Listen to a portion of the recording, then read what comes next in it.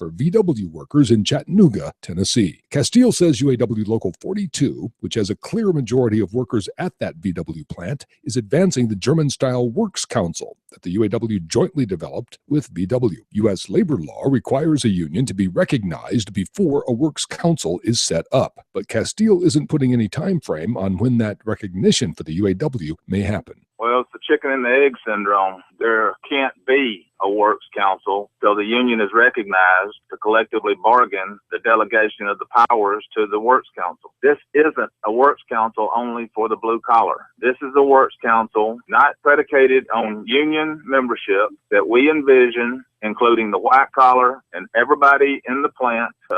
Our vision is for a white and blue collar representation structure. New York Governor Andrew Cuomo is convening a wage board to set fast food workers on a path out of poverty, ease the burden on taxpayers, and create a new national standard. Cuomo said no business which depends for existence on paying less than living wages to its workers has any right to continue in this country. Cuomo says he and the wage board have the power to raise wages for New York's fast food workers without going to the legislature. SEIU 32BJ President Hector Figueroa says that Governor Cuomo and New York State are leading the way, offering hope and a path forward to the close to 200,000 fast food workers in New York, along with the millions of others in our country making too little for too long. The Teamsters are pledging to support Alaska Airlines workers fighting for fair wages and union representation. Captain David Bourne, director of the Teamsters Airline Division, says there's no reason why anyone working in the airlines industry should be denied livable wages and benefits. Don't forget to put a bag of non-perishable food by your mailbox this Saturday, May 9th, for your union letter carrier to pick up. The National Association of Letter Carriers' Pam Donato says that her union's annual food drive delivers much-needed food to local communities nationwide. The scale of the food drive is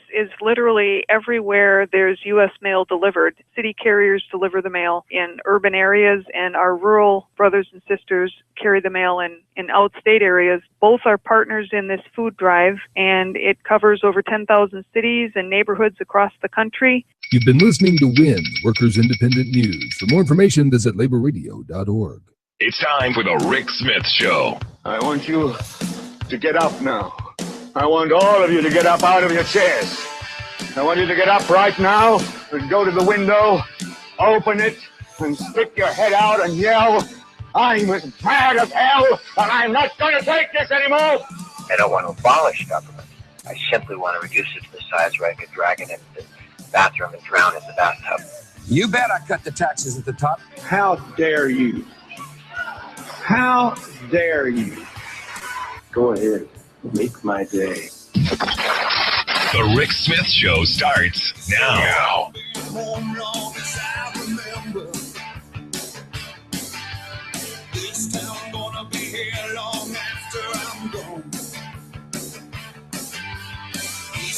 West side, people don't surrender. They've been down, but they still rise on. Oh, and this time is my time.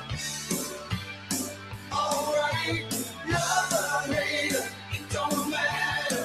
So I'm gonna stand and fight. This time is my time. She got her ups and downs, but love or hate, it don't matter. 'Cause this is my town. And welcome, brothers, sisters, working class heroes. This is the Rick Smith Show. Thanks for being here today on the big program. Lots to get to, lots to talk about. Mother's Day weekend. Want to get that out first thing. Shout out to my wife, the best mother on the planet, outside of my mother, of course. But hey, happy Mother's Day to all the mothers out there, and hope you remembered flowers, candy, whatever it is that you do for mom, because she does an awful lot for us. So before we get to anything else, wanted to get that out there to wish everybody the happiest of weekends. Now here in Harrisburg, the reason another reason I bring up Mother's Day is here in Harrisburg, the Republicans in the Senate, I understand, are maneuvering a piece of anti-pension legislation, going to try and screw mom out of a pension.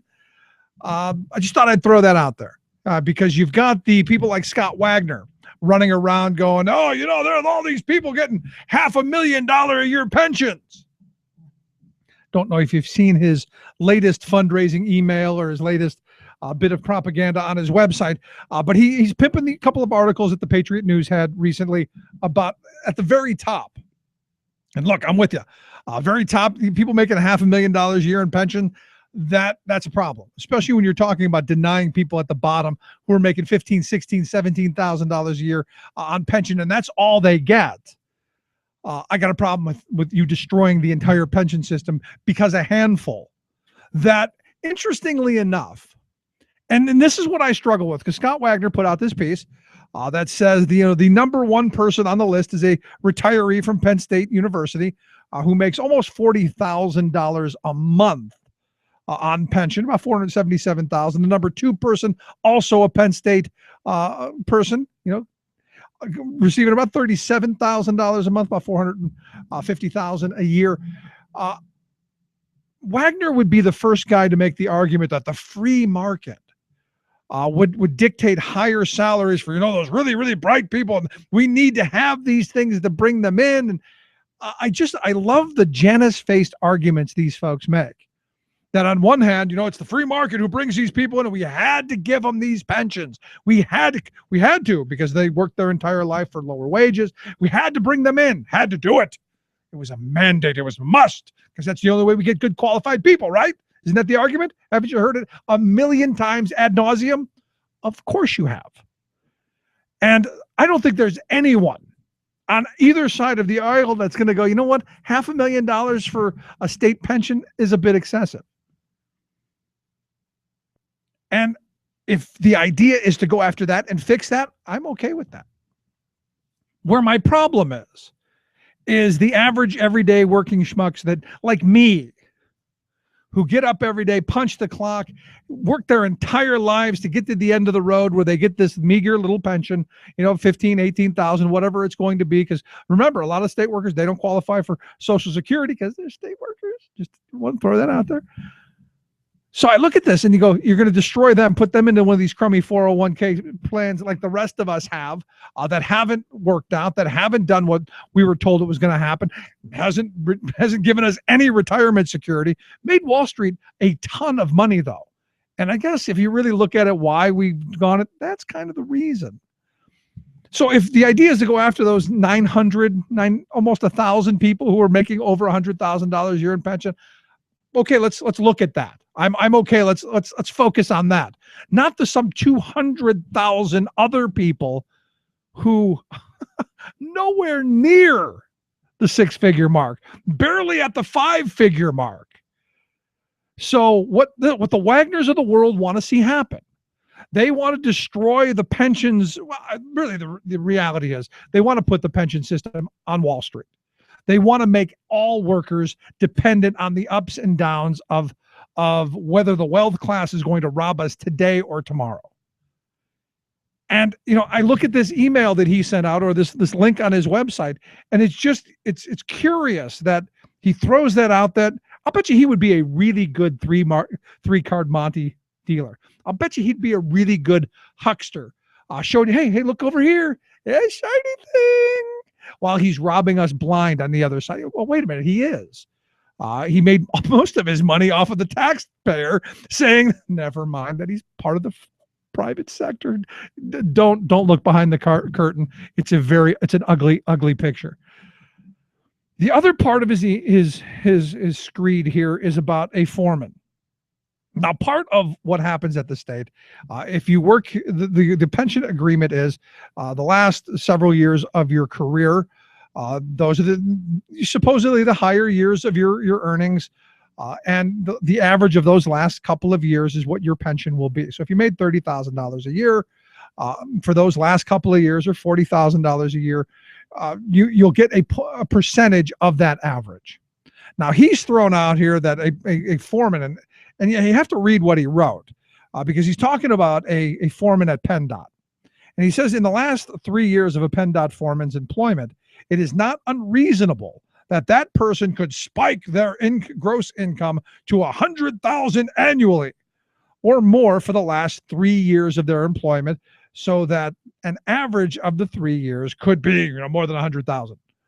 And basically what he says is at the $100,000 per year for the last 3 years, this person would retire with an outrageous number that he throws out there, and for the rest of their lives based on this thing. So a foreman, he writes, could tell his wife, honey, I'm going to spend the next 3 years working as much overtime as I can to drive up my annual compensation as high as possible.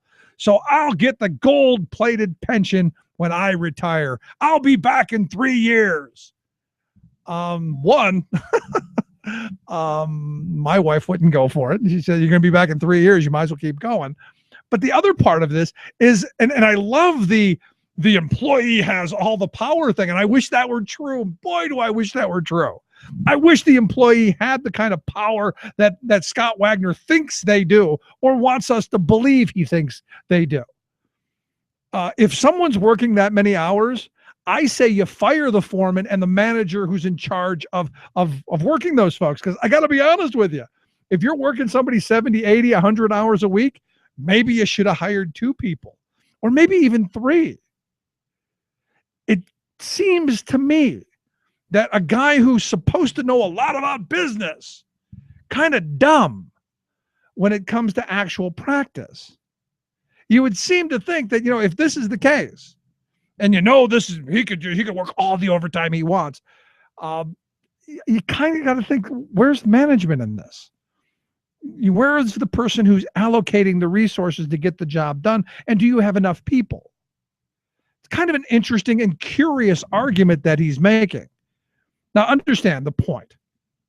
And the point of both of these examples is to get all of us to repel from the idea that someone should get a pension. Instead of going, hey, how do we get pensions like that? How is it that, how do we make sure that when we retire, that we have some measure of security? How is it that we make sure that we have the ability to take care of our families, and who knows, maybe have some health care and stuff along the way? Doesn't seem to be anything Mr. Wagner seems to be all that concerned with. What he does spend a lot of time being concerned with is dividing us and saying, see, all of those state workers and all of the look what they can do. And the idea is to make you go, well, I can't do that. Why should they be able to? So, today I'm dumbfounded that today there may be a pension bill dropping today. And I go, really? On the Friday before Mother's Day? And I guess the other part of that is if they drop it on Friday before Mother's Day, how many people are going to read it? Because I would think on Sunday they're going to be quite busy, or they better be. Because as my grandfather always said, if mama's not happy, nobody's happy. So if they're going to spend the whole day doing the people's work, mama don't happy. And if mama not happy, well, nobody going to be happy. So do you think they're going to read it? Or do you think they're going to follow the moneyed interests like Scott Wagner, the people who have the shaker full of cash?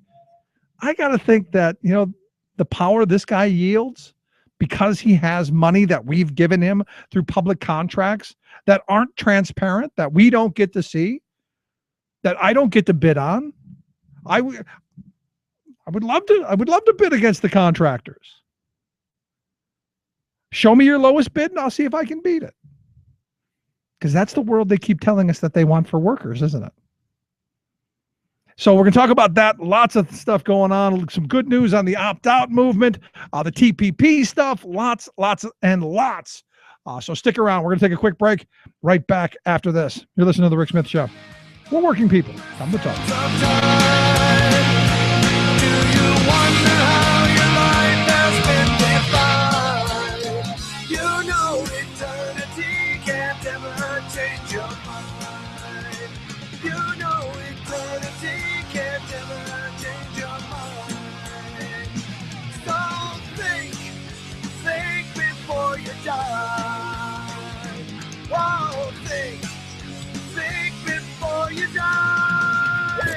Not right wing, just right.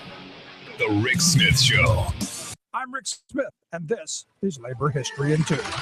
If you were a member of a union, How well do you know your union's history? You might be surprised to find how far back that history goes. Such is the case with the Brotherhood of Locomotive Engineers and Trainmen. The BLET is one of the oldest unions in the United States. Today, the BLET has about 500 locals, but the union started with just a dozen men.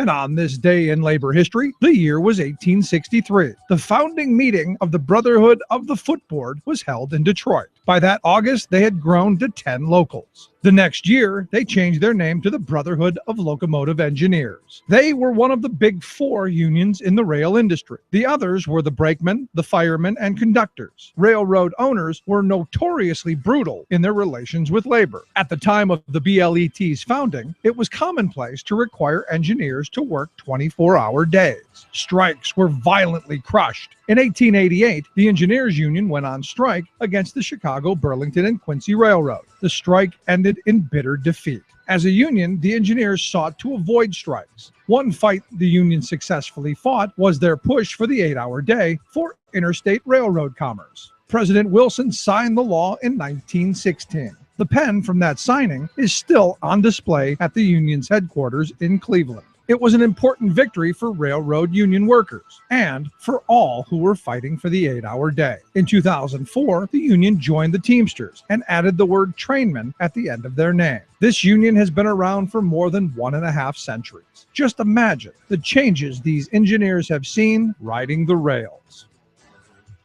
Labor History in 2 brought to you by the Illinois Labor History Society and The Rick Smith Show. For more information, go to laborhistoryin2.com. Like us on Facebook and follow us on the Twitters at Labor History in 2. This is the Media Matters Minute. I'm John Kerr. TV weather forecasters aren't always climate change experts, but they are often responsible for informing the public about climate change impacts in real time. So it's important that they accurately reflect the science. A new survey from George Mason University found that over 90% of broadcast meteorologists acknowledge that climate change is happening, and about 2/3 say human activities play a significant role. Here's NBC weatherman Al Roker. What climate change opens the door for and allows for are more extreme swings of weather. But while more and more meteorologists are accepting climate change, the forecasters at Fox News are still casting doubt and denial. Here's Fox News senior meteorologist Janice Dean. Anything past a 5-day forecast is impossible to predict. So how are we supposed to tell people what's going to happen in a month, 6 months, a year, 10 years, a decade, 100 years? As the nation's meteorologists continue to educate themselves about climate change, it looks like Fox News forecast will remain misleading. For more on this and other stories, visit MediaMatters.org. Chances are, when you took a shower this morning, an AFSCME member made sure that water was clean. When you drove to work, an AFSCME member maintained the road. When you rode an elevator, an AFSCME member inspected it. I'm David Philman, Executive Director of AFSCME Council 13, the American Federation of State, County, and Municipal Employees. AFSCME members enforce regulations, keep prisoners behind bars, take care of patients, protect the environment, and more. The work isn't glamorous, the salaries aren't high, but AFSCME members serve the public in every aspect of our daily lives. Chances are, you'll never see that AFSCME member working in a sewage plant, diving underwater to repair a bridge, or answering a 911 call. But aren't you glad they do? For more information, visit AFSCME13.org. We are AFSCME. We make Pennsylvania happen! Where family values are more than slogans. The Rick Smith Show. Controls the past now. Controls the future. Controls the present now. Controls the past. Who controls the past now? Controls the future. Who controls the present now? Now testify. Welcome back to the Rick Smith Show. Interesting piece of legislation on Thursday came out of the Delaware House of Representatives. They have passed a piece of legislation that would allow parents to opt their children out of the Smarter Balanced tests that they have there in Delaware, and it was bipartisan. I mean, you know, the whole. I think only 3 people voted against the entire thing there in the Delaware House. A lot of people are saying, "Hey, big victory." I'm not so sure. I don't know. I opted my kids out of the tests, but they're here to talk a little bit about this and the opt-out movement, as well as these idiotic standardized testing schemes. I've asked Tim Slecker. He's an educator, communicator, also an opt-out advocate, as well as the host of Busted Pencils. Tim, thanks for taking time for us. Hey, Rick. Well, Mel, thank you. No problem, man. So, did you just call standardized test idiotic? I did, yes. Okay, good. I support that. Okay. So you see this thing coming out of Delaware, and I'm curious your thoughts on this. Good thing, bad thing, what? You know what? It's for me, and people might who know me were like, well, you're an opt-out leader, so this must be something that's really exciting for you. You know, the fact that now opt-out is legal. And it's like, well, first of all, it was never illegal, because directing the education of my child has always been my responsibility, and constitutionally, it's been my authority to direct the education of my child. So we don't really need an opt-out legalization bill. The other thing is to say, well, why did we pass it? And when the reality is that opt-out isn't really the issue that opt-out people are fighting for. Opt-out people are fighting for the fact that this, as you said, idiotic testing, test prep, the denial of recess, the pulling back of history, the no teaching of science, the no recess, all this crap that comes along with standardized testing. The reason we're opting out is not because we're afraid of tests. We're opting out because we're saying we want a system that fully educates our kids. And so this allows, for me, this whole opt-out movement by the politicians makes them appear as if they're doing something to help parents and kids in public schools, when the reality is that they're not. If they really wanted to do something for schools, and this is why it's bipartisan support, it's easy to pass an opt-out bill. But you know what? How about passing a bill that says kids that don't have as much at home need to get more in public schools? Pass that bill, because that would make a difference. Yeah, that would never pass. As a kid who grew up in a housing project on the west side of Cleveland, and where they put the socioeconomic ladder on top of, I can tell you firsthand, the resources weren't there, and they still aren't there, and they're not coming anytime soon. Well, and that's what happens. And so that's when people ask me about, why you're an opt-out person, why are you not supportive of an opt-out bill? It's because, well, first of all, again, to repeat, we don't need one. And second, it creates this appearance as if politicians are doing something to help parents, when the reality is, if you want to help parents, particularly parents that as whether it's the projects of Cleveland, whether it's the projects outside of Westminster, Pennsylvania, where I grew up, whether it's right here in Milwaukee and Wisconsin, where I'm at right now, the reality is that we don't need opt-out bills.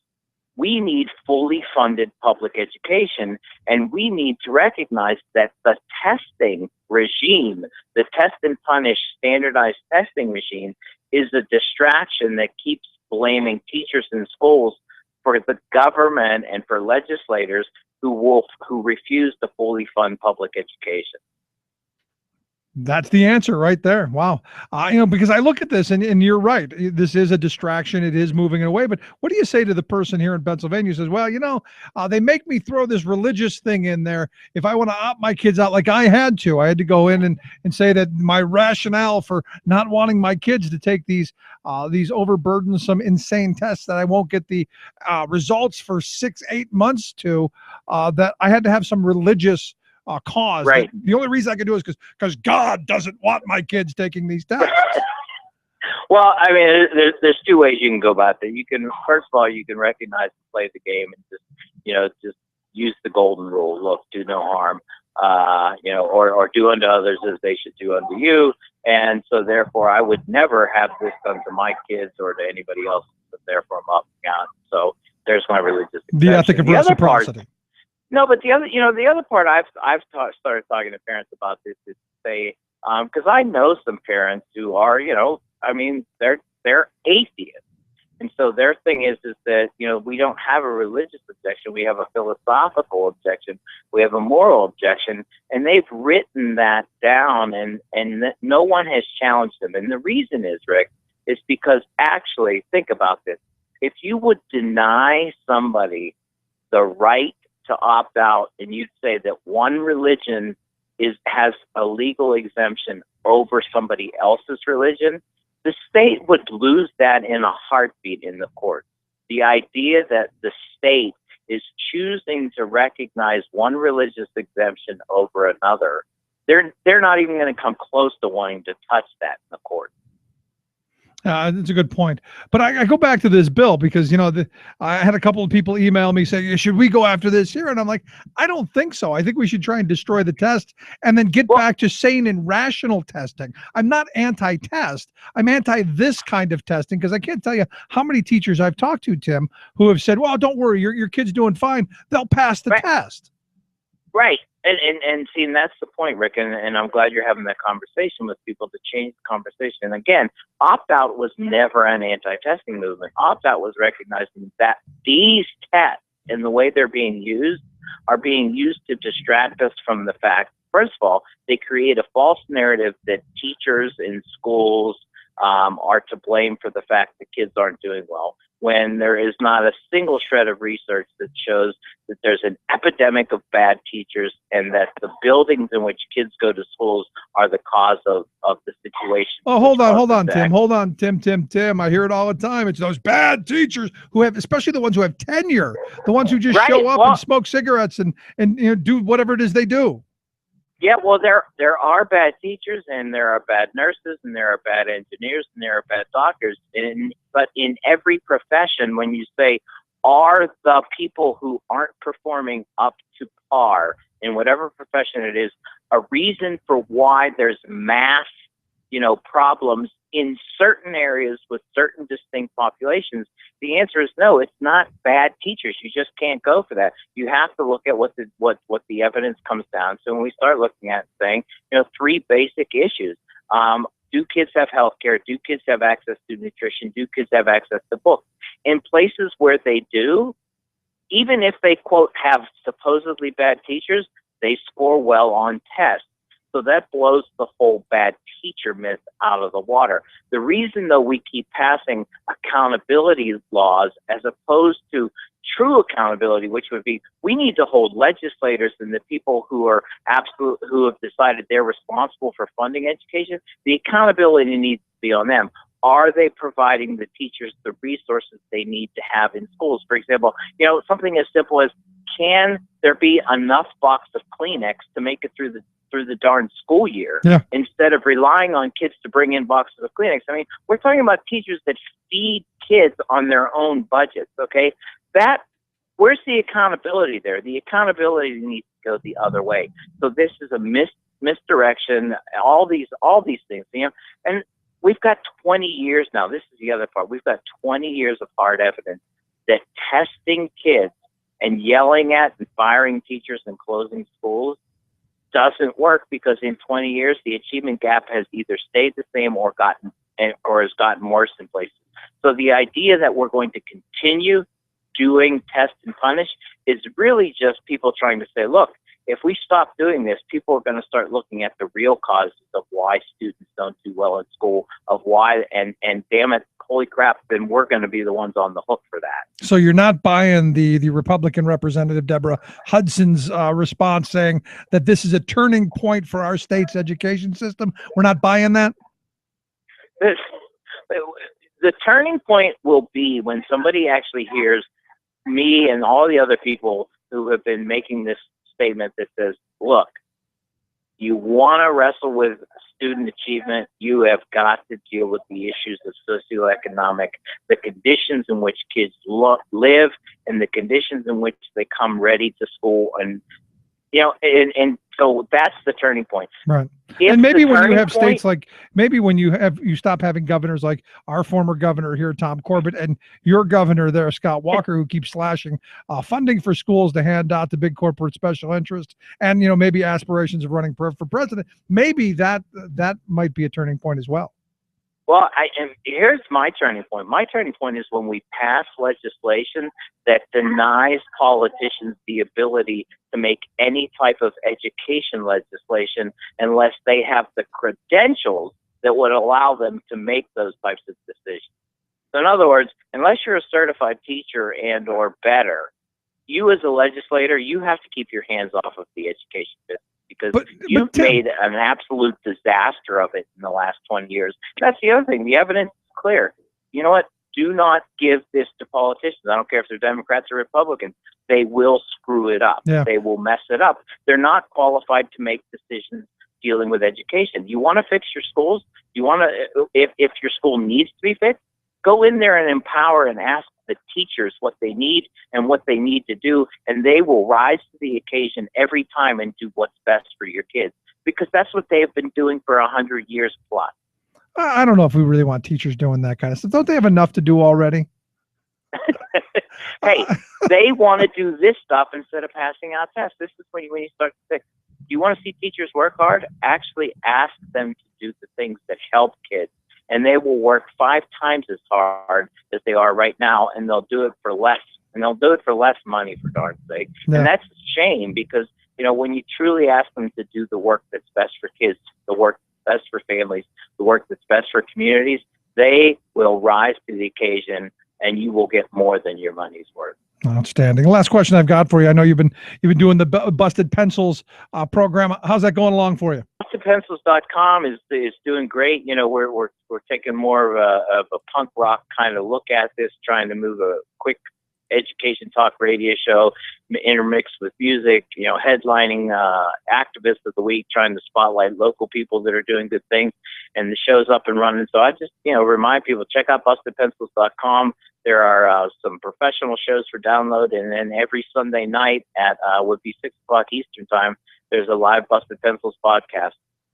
Outstanding. We'll make sure we get links at thericksmithshow.com. Just click on Tim Slicker's name, take you right there. Tim, it's always great talking with you. I appreciate you taking time for us, man.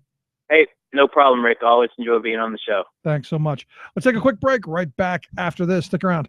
You're listening to The Rick Smith Show. We're working people. Come to talk. The homeless or the poor, who cares about the deficit? We want a glorious war. Or was it a shell game from the master of the cloak and dagger? You're listening to The Rick Smith Show. For many, the 8-hour day is the standard, but it wasn't always this way. The original American workday was from sunup to sundown, following the demands of an agricultural workday. Over time, the nation became more industrialized and workers moved from individually owned, self-sufficient farms to factories, taking workers from their homes and families. Factory owners demanded the agricultural sunup to sundown workday, forcing workers to toil long hours in grueling conditions. Workers began to collectively organize in pursuit of more time for family, education, and recreation. The cry of 8 hours for work, 8 hours for rest, and 8 hours for what we will grew louder. For a century, the 8-hour day was viewed as the holy grail of the labor movement, and for this hallowed vision, workers sacrificed, often with their blood and their lives. The first strike for shorter hours occurred in May of 1791 in the city of Philadelphia, where carpenters protested a day's wages, paying the same in January as was paid for a longer day in July. Chicago in 1886 was home to one of the largest showings of solidarity. Some 80,000 workers turned out to support the 8-hour cause. It was in Chicago's Haymarket Square that a terrorist bomb and the blazing guns of company-paid police cost policemen and numerous workers their lives and their blood. As a result of the Haymarket tragedy, 8 innocent men were tried and convicted for a crime they did not commit. 4 of the men were hung. The Haymarket Square tragedy was but one of many battles in which working men, women, and children shed blood, tears, and flesh in the pursuit of 8 hours for work, 8 hours for rest, and 8 hours for what we will. This Rick Smith Show Labor History Moment was made possible by a grant from the Labor Education Center at IUP. For more information, visit www.thericksmithshow.com.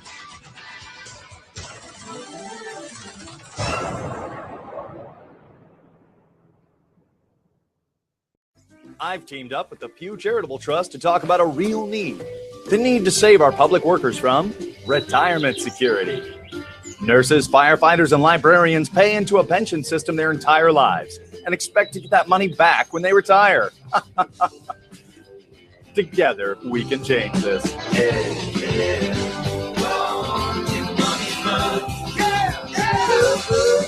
Yeah, we can change that. We can change it just by stealing it. And as I understand that, the work is being done right as we speak. to try and take the public sector workers' pensions away, much like they got away with back in the 80s and 90s in the private sector. This is just the private sector taking over government, in my humble opinion. But to talk a little bit more about the breaking news of what possibly could happen on the Friday before Mother's Day, really? What kind of a sociopath does that?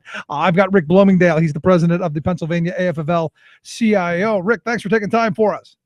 Rick, it's always a pleasure to be on the show, and especially at a time when we've got this sneak attack on pensions. It's good to be on the show. So I look at this, and I saw this Scott Wagner piece that caught my attention, where he's saying, there are all these people making $500,000 a year in pensions. We need to do something. Kind of a shiny thing, isn't it? Yeah, and look, there are some people who've worked 44, 50 years, put in a lot of their own money into the pensions. Let's not forget that public employees contribute to their pension plan. If they've been in over 44 years, 45 years, the stock market over that length of time has done pretty good, and they've certainly benefited from that, and they've worked hard for those 44 years. And, I don't know that anybody was maybe the president of Penn State, I think was up there, but that's one person out of, the average, I think, is about $23,000 for a public employee pension a year. So that's hardly a big pension, but they've decided they want to attack people's rights to retirement security, keep people working well past the age when they should be enjoying the fruits of their labor and enjoying their golden years. For some reason, they want to concentrate the wealth in the hands of the few instead of the many. And, we got to stop it. It's, for a party that claims that, this week they did some transparency bills. They wanted people to see what was in collective bargaining agreements. Yet on Friday, they're planning on introducing, and I guess they're going to wait till 5 o'clock Friday because maybe the press won't pick it up, but they're going to introduce a bill that what they say is over 300 pages, and they want to run it next week. And so they expect their staffers and all these people to analyze it over Mother's Day weekend and, then be prepared to vote on it on Monday and debate it on Monday when hardly anybody knows what's really in the bill. But we've seen some of the plans that have come out in the past. I think most of us who have been paying attention to this have a pretty good idea what's going to be in it, right? Well, I think so. Obviously, they're going to try to do the 401k for new hires. And what's interesting, they used to keep saying, well, we want to do like the private sector, but in the earlier bills, they never had an employer match. Like many in the private sector who have 401ks have an employer match. Now, I understand in this bill there is an employer match, but what's funny or ironic is had they done an employer contribution for the years that they didn't, we wouldn't have this $50 billion unfunded liability. So, if they just pay their bills, we all have to pay our credit card bills. Why does the legislature think that they can get out of paying these bills that they ran up by not making their minimum payments over the last 15 years? Yeah. But you use the number $50 billion, and I've heard that thrown around an awful lot. This unfunded mandate, I look at this, and that language kind of scares people, I think, because it's a huge number.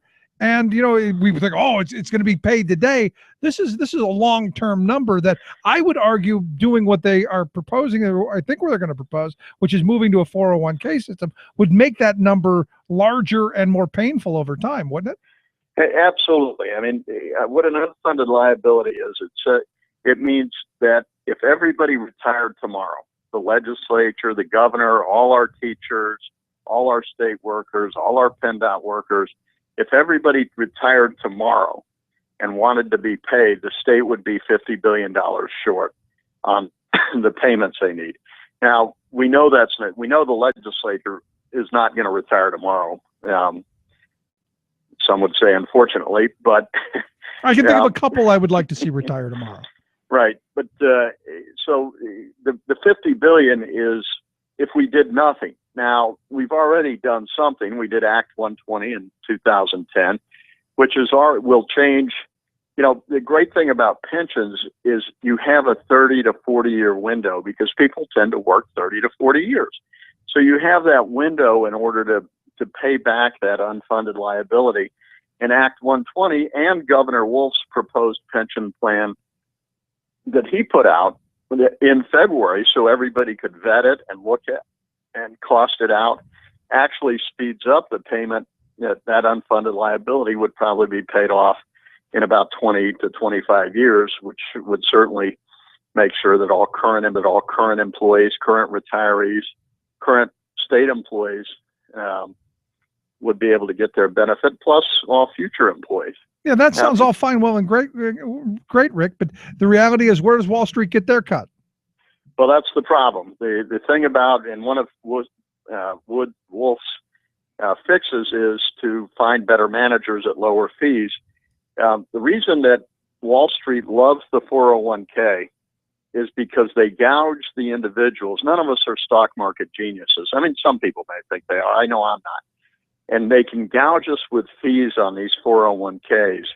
And they can't do that when we have professional money managers pooling resources and making sure that they're getting the best managers for their buck. Now, there have been some high fees recently, and Governor Wolf has said, those managers who aren't producing your returns, why are we paying them what we pay them? Let's fire them. And, so Wall Street loves the 401k. And the other thing, on the 401k, it adds, because there are transition costs, you have to get people out of the existing plan and into a new plan. You got to set up a whole new plan. It's about a $30 billion price tag on top of the unfunded liability, which, by the way, the 401k does not solve. It does nothing towards paying down the $50 billion liability. So hold on. We have a $50 billion unfunded liability, so to speak, and they want to throw $30 billion on top of that to set up new things. What sense does that make? So it makes no sense, except that they want some kind of philosophical victory that hurts workers, but they can say they did something on pensions and reward the people on Wall Street who were cutting big checks to a lot of these PACs and super PACs. So what should we be doing? We should. Here on a Friday before Mother's Day, I know there's not going to be a whole bunch of people rushing out to do something. They're buying flowers and getting mom candy. But what do we do come Monday? Come Monday, call your legislator, visit your legislator, stop by their office, email your legislature. You can go to our website. You can look at our Facebook. Well, you can follow us on Twitter. We'll have all kinds of take action mechanisms that you can do, and contact your legislator and let them know that they should vote down Senate Bill 1. So let me ask you this then, because this seems like a bad idea. What I'm hearing and what we've seen come out over the past several years, bad stuff in my view. What should we be doing? Is Act 120 enough? To me, I would love to see PSERS and SERS open up to other people like CalPERS did out in California. Let other small businesses offer their employees some pension security as well by taking advantage of what we've got from our infrastructure. Well, and that's a great idea and something we should be exploring, because there is a retirement crisis in this country, and it's not for the people who currently have defined benefit programs. It's for the people who don't, the folks who have been sold a bill of goods about get a 401k, you'll be fine. Most people borrow from their 401k for their education for their kids, they have a catastrophic medical emergency, those kind of things. Their 401ks, I think the average now is $30,000 for somebody in their 50s. Now, they're going to be, if they only have $30,000 in their 401k, they're working another 20 years. They're working till they're in their 70s. So we've got to make sure that people have a real retirement plan. Yeah. And what California did, we're examining that, taking a look at it. But that's an excellent model and idea, and one that we should be looking at, is make sure all workers have some kind of pension plan in order to enjoy their retirement. Some retirement security, and not just, so that they can retire, but so that maybe the next generation coming up behind them, maybe they can get jobs. You have to have that kind of a turnover, don't you?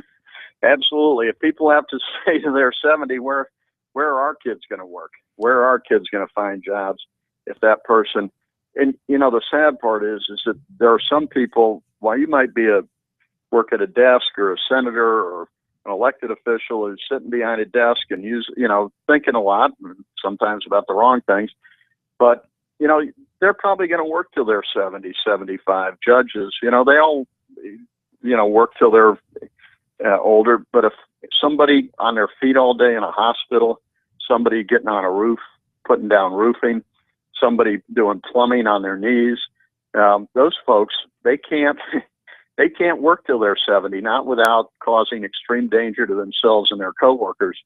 So we need to make sure we have solid retirement plans for safety and health of the current workers, but also open up jobs for the new workers. Yeah, let me ask you about something you said a second ago that we bought, we bought into these 401ks that we thought these, I wouldn't say that we wanted them. I would say they were forced upon us, because every place where I've gone, where they've gone, our retirement plan is a 401k and that's your option. I don't think we really, as a working class in this country, were allowed to make that decision. I think it was rammed down our throats, much like our legislature is trying to do to the public sector workers. That's exactly right, Rick. I mean, historically, the 401k was never intended to be the sole retirement plan. Even the Wall Street Journal has said it was only supposed to be a supplement to your defined benefit plan and Social Security and your own savings. It was never intended. It was supposed to be a place for high earners to put some of their money and make some of their mony. It was a tax dodge for rich people. Call it what it was. Yeah, pretty much. And so the business community decided, hey, this is great. People can take their money when they leave, and we're not responsible for them. It was the modern day equivalent of a gold watch. Here's a gold watch. Don't let the door hit you on the way out. Right. That's what a 401. We don't want any responsibility for you after you've given us 40 years. Thank you. Goodbye. Good luck with that money. You only have $10,000. Well, go stay at your kids. So you're right. It was never a choice. It was a demand. And I think we should get back to defined benefit plans. That's what people should have. Absolutely. And that's why this battle is so important, and why I suggest people on Monday, after you celebrate Mother's Day and treat mom the way she should be, the flowers, the candy, all the worshiping the feet and all of that, you should be on Monday picking up the phone, calling the Senate and telling them no on Senate Bill 1, right? Exactly. Call them, email them, stop by their office. Don't let them don't let them not hear from you. There you go. If you want more information, you can go to the Pennsylvania AFL-CIO's website. We've got a link at thericksmithshow.com. Just click on Rick Bloomingdale's name, take you right there. Rick, great talking with you. Have a great holiday weekend, and happy Mother's Day to your wife and all of the women in your life. Thank you very much, Rick, and the same to your mother and to your kid's mother, and you guys have a great weekend. Thanks so much. Let's take a quick break. Right back after this. Stick around. You're listening to The Rick Smith Show. We're working people. Come to talk.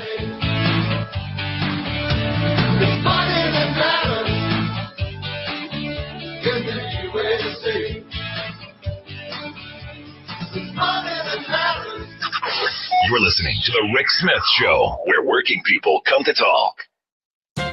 If a state government issues a right-wing political order, but it's not written down, does it make a sound? Bart Bibler, a respected employee of Florida's Department of Environmental Protection, says you betcha, even though the order directed at state employees like him was meant to enforce the sound of silence. Since Rick Scott became governor of the Sunshine State, various agencies run by his appointees have issued 1984-style newspeak decrees that quote climate change, global warming, sustainability, and other terms related to Earth's looming climate disaster are verboten. Unaware of this censorship edict, Bibler innocently blurted out the phrase climate change in a February teleconference. To his amazement, his breach of ideological correctness earned him an official letter of reprimand, a 2-day suspension without pay, and, get this, an order to undergo a doctor's evaluation to verify his mental fitness for duty. When outrage over this blunt attempt to banish the idea of climate change spread across the country, the governor and his appointees doubled down on Orwellian denial. It's not true, said the slippery Scott, insisting that no such gag policy exists. By exists, though, he means his dictate is not written down. As many employees have confirmed, however, state officials verbally impose their policy of outlawing the language of climate change.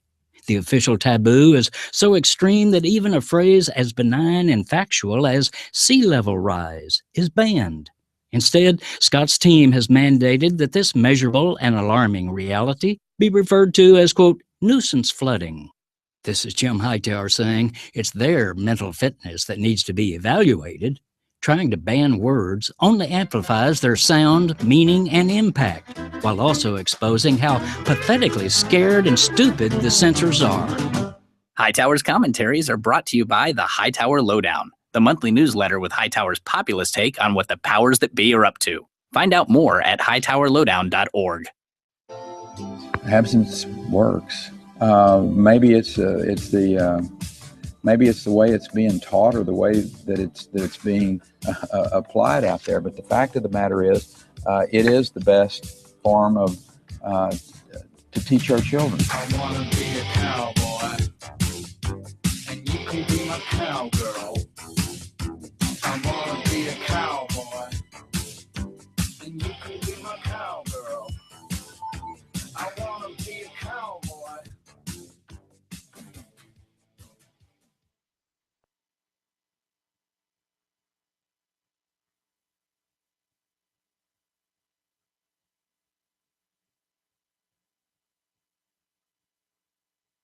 We've got a massive outbreak of chlamydia in our school district. Always helps when you turn the microphone on. But that's why the Crane Independent School District in West Texas sent home a letter to all the parents saying, we've got a massive chlamydia outbreak in the school. We need to do something about it. It would help if they taught about sexual education. It would help if in the classroom they taught the kids that, this is what could happen if you don't protect yourself, instead of abstinence works. It's just we're not teaching it right. You're right. You're not teaching it right, you ding-dongs. But, hey, what is Texas. Texas, yeah. I mean, and at the end of it, it is Texas. And, there's part of me that goes, well, maybe instead of teaching kids sex education, maybe we should be teaching the Texas legislature.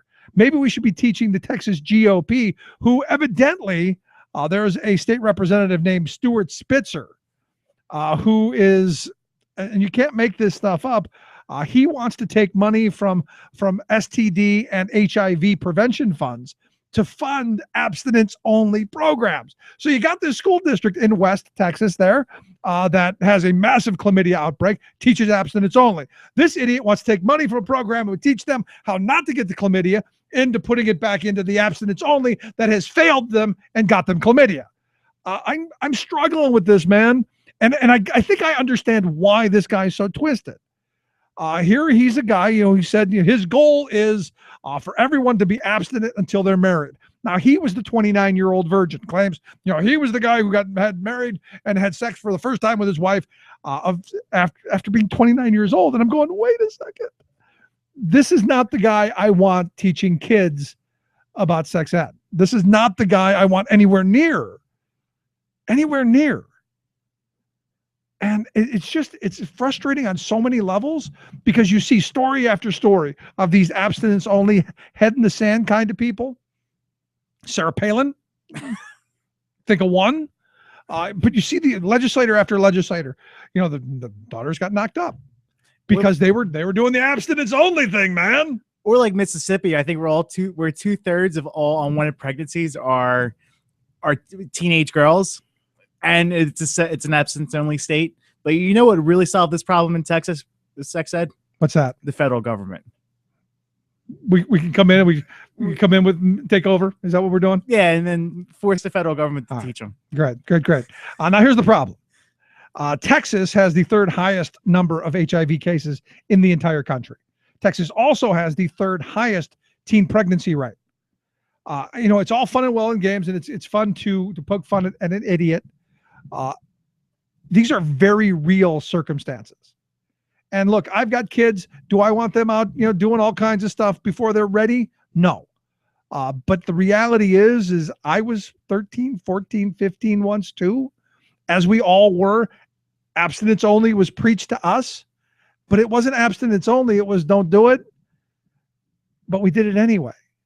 And that's never changed. And it's never going to change, no matter how many purity balls and purity pledges and purity dances and purity rings and purity necklace and purity dresses and purity this and that and the other things you're going to have. Guess what? Take a wild guess. Going to happen. No matter how much, no matter the chastity belts that you wrap them in, going to happen. Like it or not. So how about educating them so that they have the tools to, I don't know, protect themselves? Just kind of a thought. Maybe we could throw that out there to our Texas legislatures, especially the one that, was 29 years old before he had sex for the first time. And you go, hey, good for him. If that's his deal, that's his deal.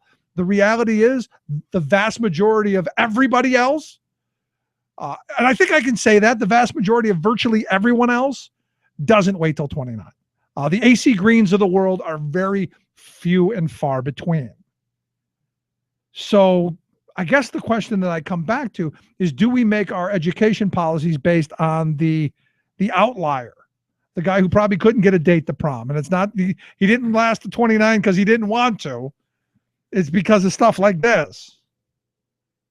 Just a thought. But, I guess the question is, where do we go with this? Do we teach comprehensive sexual education in the schools because most parents don't? Because I'm with you. I think it's a parent's responsibility. I think it's my responsibility and my wife's responsibility to teach our children. But what if you don't? Because I remember going back to my teen years and all of the insanity that I remember around, it can't happen the first time. Oh, you can't get pregnant the first time. No. You can't get pregnant if with someone not. No. If you eat chicken first, it's fine. Yeah, come on, you remember when you were a teenager, all of the ridiculous myths out there, right? Yeah, I do. Do you really think that you want the next generation with the diseases that we have today? The herpes, the chlamydia, the HPV stuff, all of the HIV. Do we really, honestly, do we not think enough of our children to give them the tools to protect themselves? No, it amazes me that but these are like religious people imposing their will. These are zealots.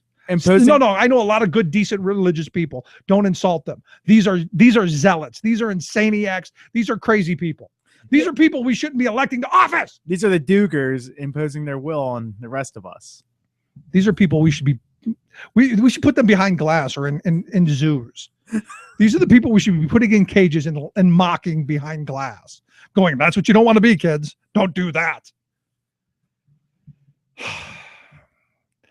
The amendment, 97 votes for, 47 against on party lines.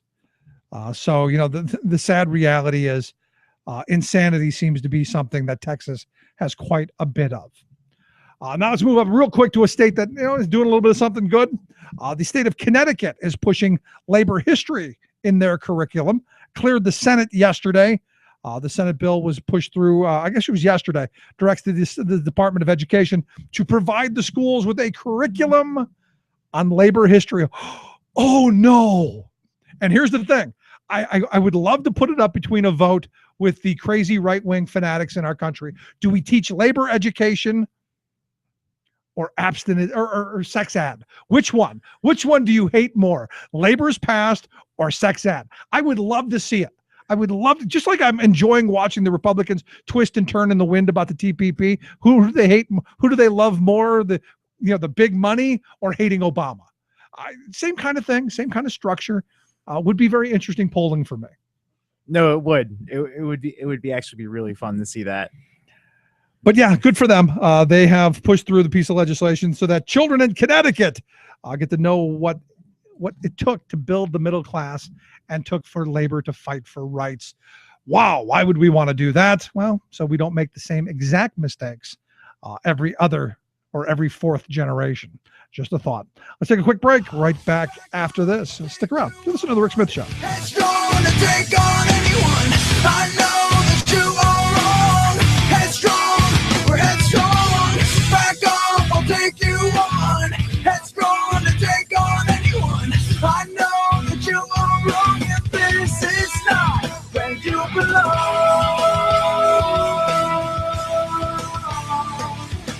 I won't give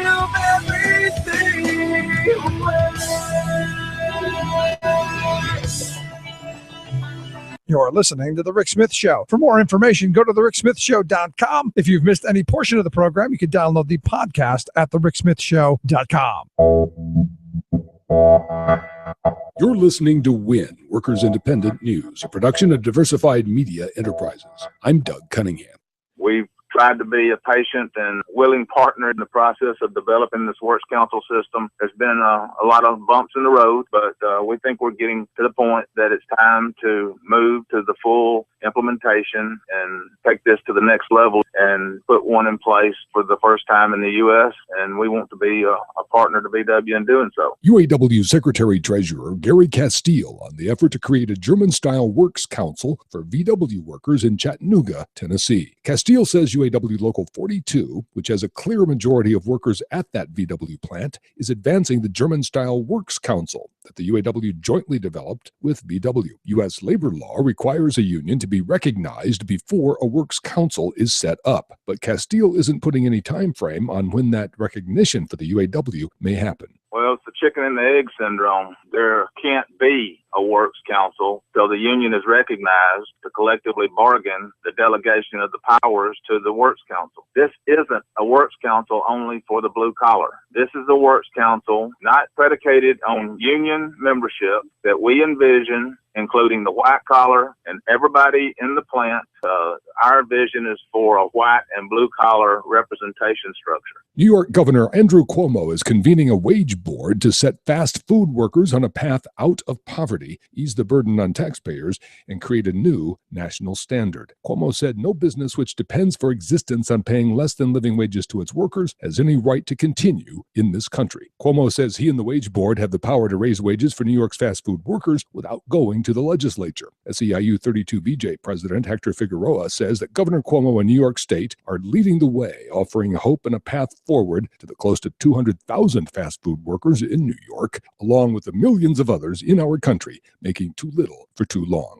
The Teamsters are pledging to support Alaska Airlines workers fighting for fair wages and union representation. Captain David Bourne, director of the Teamsters Airline Division, says there's no reason why anyone working in the airlines industry should be denied livable wages and benefits. Don't forget to put a bag of non-perishable food by your mailbox this Saturday, May 9th, for your union letter carrier to pick up. The National Association of Letter Carriers, Pam Donato, says that her union's annual food drive delivers much-needed food to local communities nationwide. The scale of the food drive is literally everywhere there's U.S. mail delivered. City carriers deliver the mail in urban areas, and our rural brothers and sisters carry the mail in outstate areas. Both are partners in this food drive, and it covers over 10,000 cities and neighborhoods across the country. You've been listening to WIN, Workers Independent News. For more information, visit laborradio.org. The third agency of government, I would do away with the education, commerce, and let's see, I can't. The third one I can't. Sorry. Oops.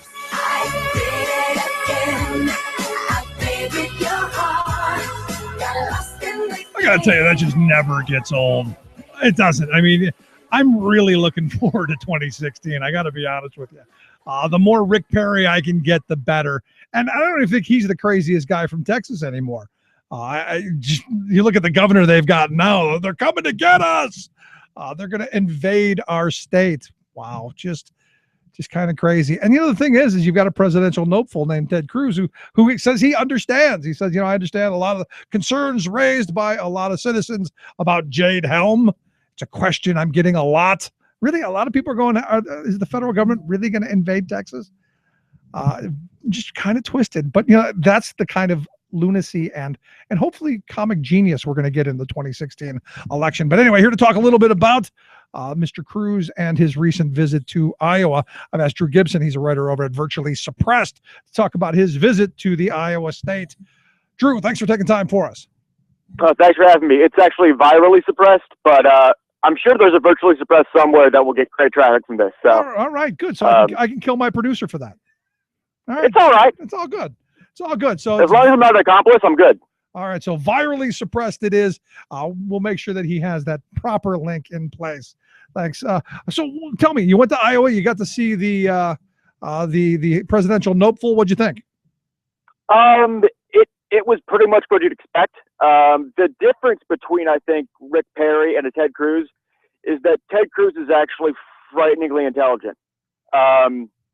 He was just excellent in debate at Princeton, went through Harvard Law.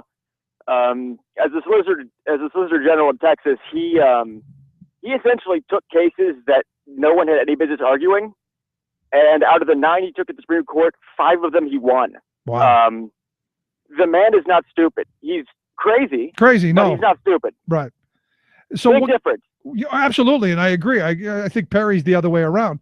What kind of response did he get in Iowa? It was a pretty handpicked crowd. So I want to say maybe about 150 people.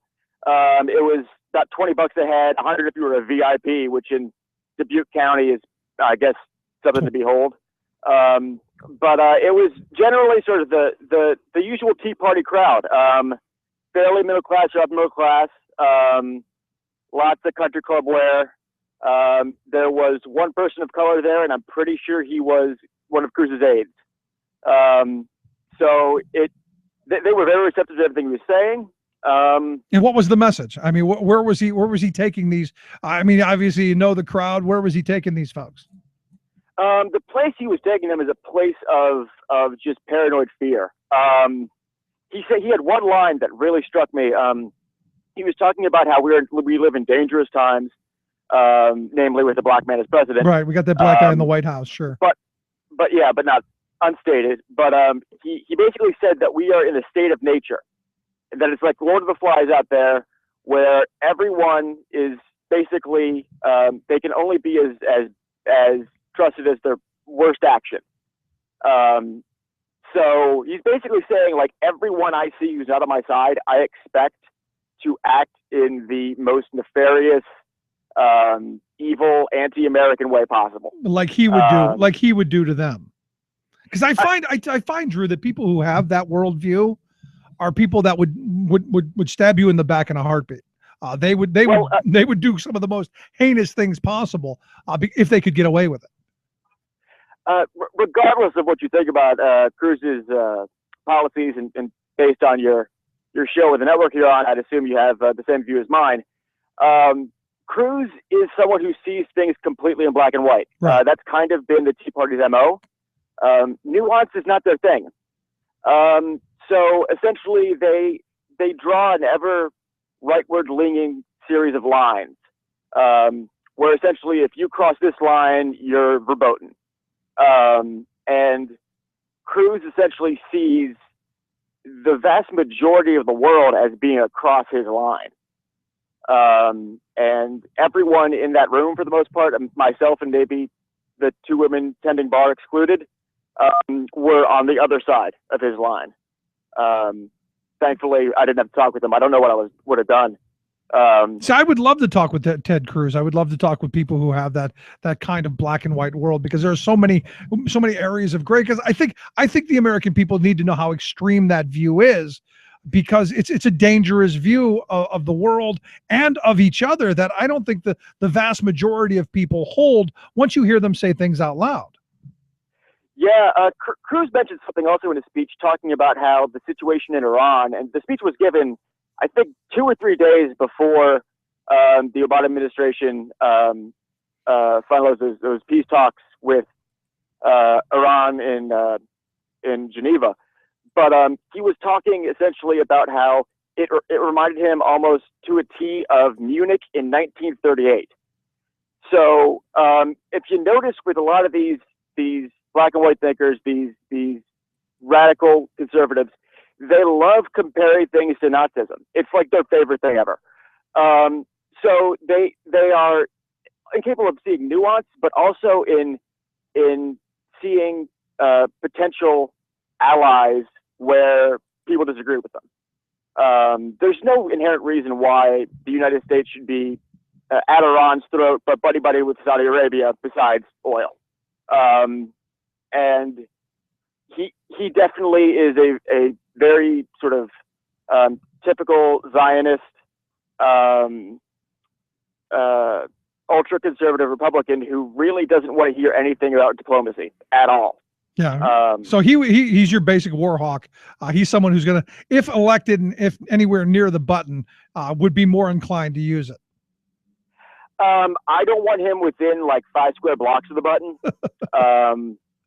That's not a situation I want to see happen. And to be honest, in this upcoming election, the only person I can think of that has declared that wouldn't be that way is Bernie Sanders. Right. I know it's a bit off topic, but Hillary has shown as her time in Secretary of State that she's more than willing to get some boots on the ground and show a little muscle. So if you're looking for the pacifist vote, I think you've got maybe one guy now. See, I don't think Bernie's a pacifist, though. I think a kid from Brooklyn would be happy to punch you in the mouth if you needed it. He's just not looking for a fight. I just don't think he's looking for a fight. And that's the problem. I see a lot of these war hawks, these people with chips on their shoulder, always looking for a fight. I don't think Bernie's that guy, but I do think if it needed to happen, I think Bernie's a Brooklyn kid. He'd punch you in the mouth if you needed it. All right, I like that. So, but in going back to this, I look at the Republican field, of which Cruz, is a little bit further to the right than probably the majority of them, but not that much further. It's really a close-knit group in terms of whether you're talking about Fiorina or Huckabee or Rubio or Bush. I mean, they're all sort of in that mold. And the one thing I really hope happens, which I don't think will because he didn't do too well in 2012, is I would love to see John Huntsman run again. Because I don't know if you watched many of the Republican debates back in 2012. Yeah, I met John Huntsman when we were in New Hampshire. He was the only moderate, I guess, Rockefeller Republican that you could point to. And he was, I may have disagreed with some of his policies, but his temperament and his willingness to debate rather than just yell at you was really refreshing. If it had been a Huntsman-Obama race, I really think there are a lot of people in the dead middle of this country who would have had to take a really, really hard look as opposed to Romney or McCain 7 years ago. Right. No, I met John Huntsman up in New Hampshire during the 2012 primary, and he was, as you pointed out, he was a very thoughtful guy. He was willing to. I think he stood and debated with me for about 15 minutes on labor issues, of which he wasn't completely wrong. Like I think Romney and really now the center of the Republican Party just on labor issues, just completely insane, taking us back 100 years.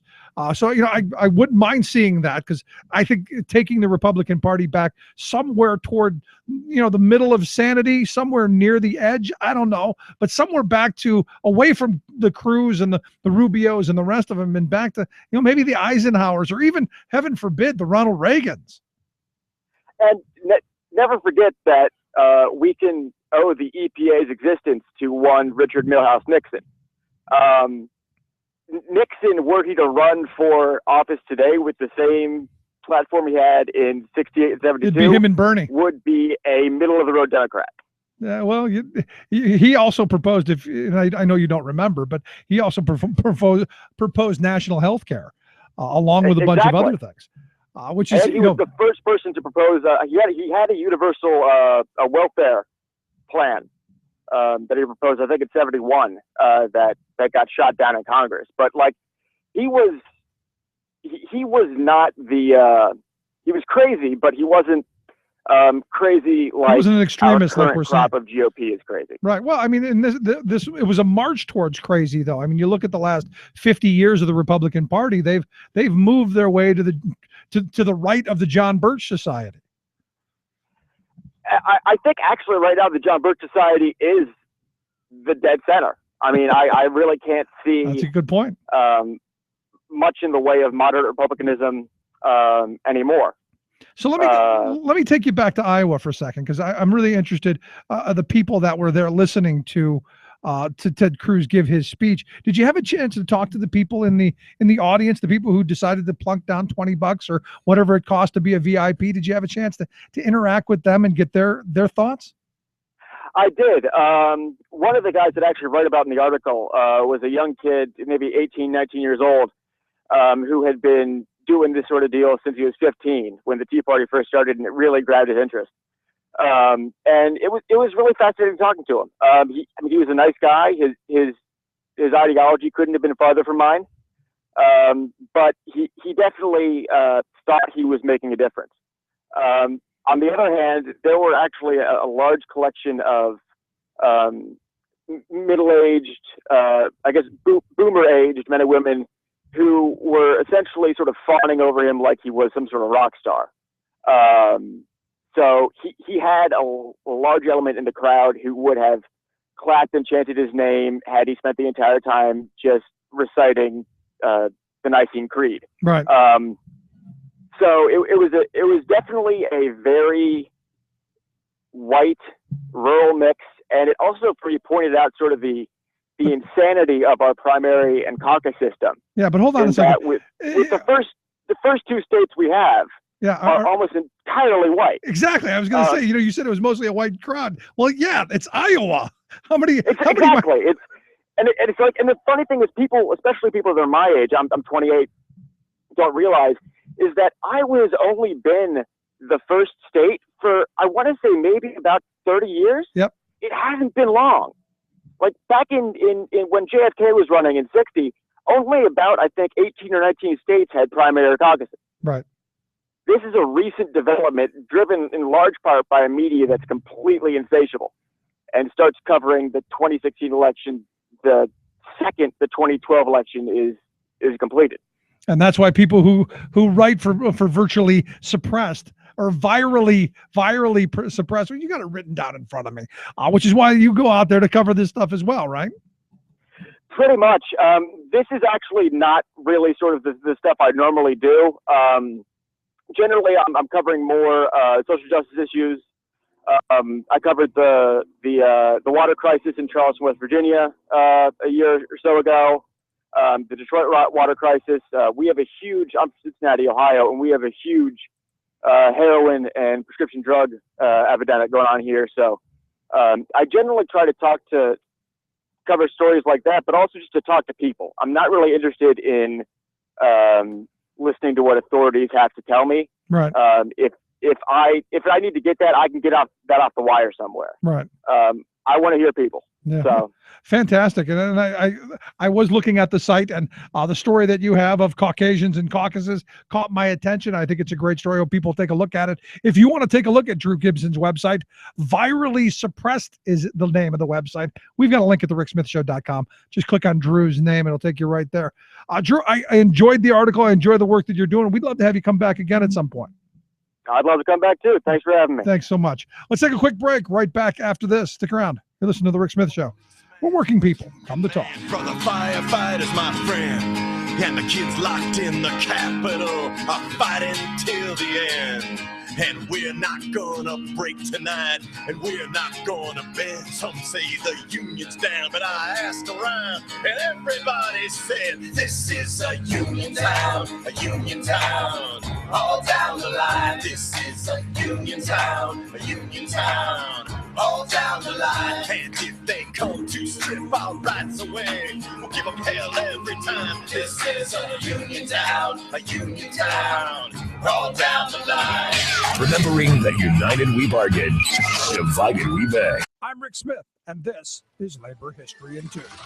If you are a member of a union, how well do you know your union's history? You might be surprised to find how far back that history goes. Such is the case with the Brotherhood of Locomotive Engineers and Trainmen. The BLET is one of the oldest unions in the United States. Today, the BLET has about 500 locals, but the union started with just a dozen men.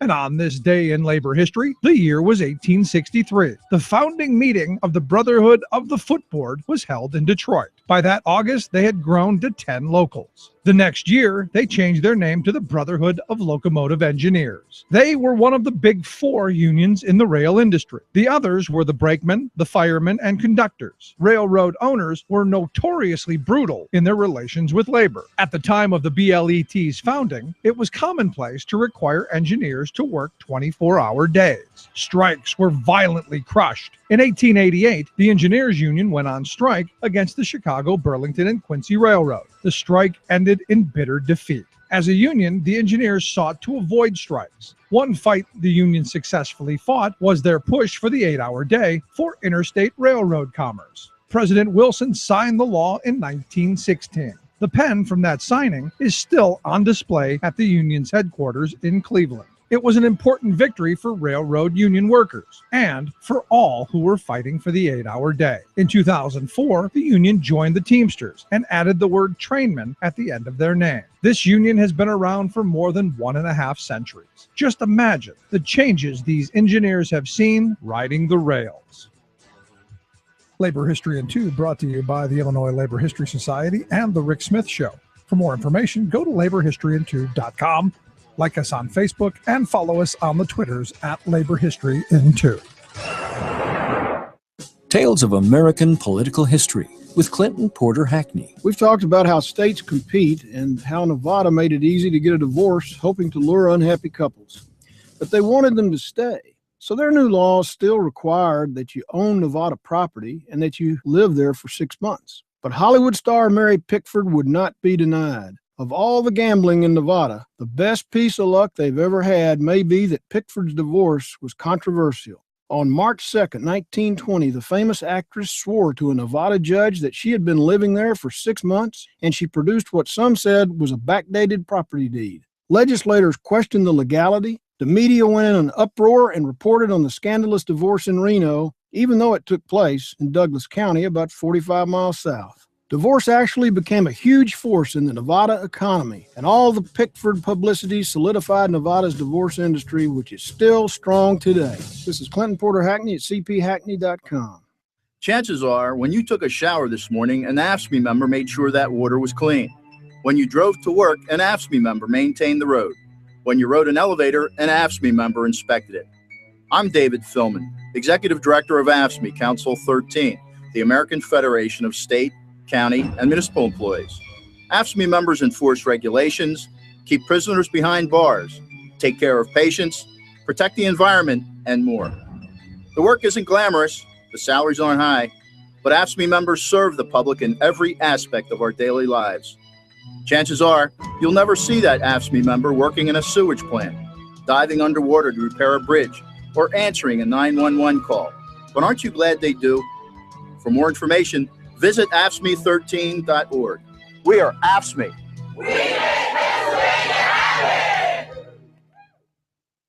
And you know, the sandwich comes at you, touch this, go pay the cashier, there's your sandwich. It's amazing. Ho, ho, ho, it's magic.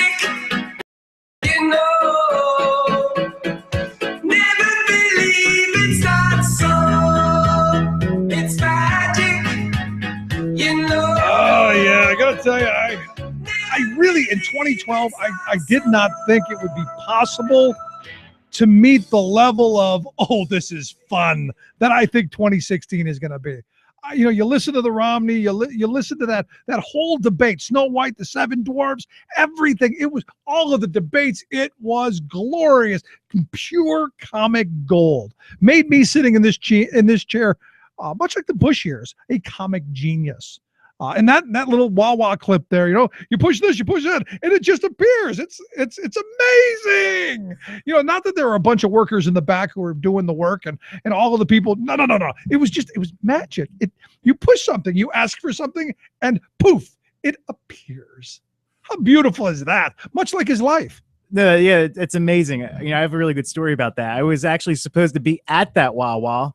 Or Mitt Romney was supposed to be at the Wawa I was at that day. Well, you weren't at the right Wawa, were you? No, he chickened out the last minute. No, he went to the one he was at. You were in the wrong place. Yeah, and 500 other people were there with me, too. No, it was the summer 2012, right when our blog was taking off, and I was holing my butt up to Quakertown, Pennsylvania.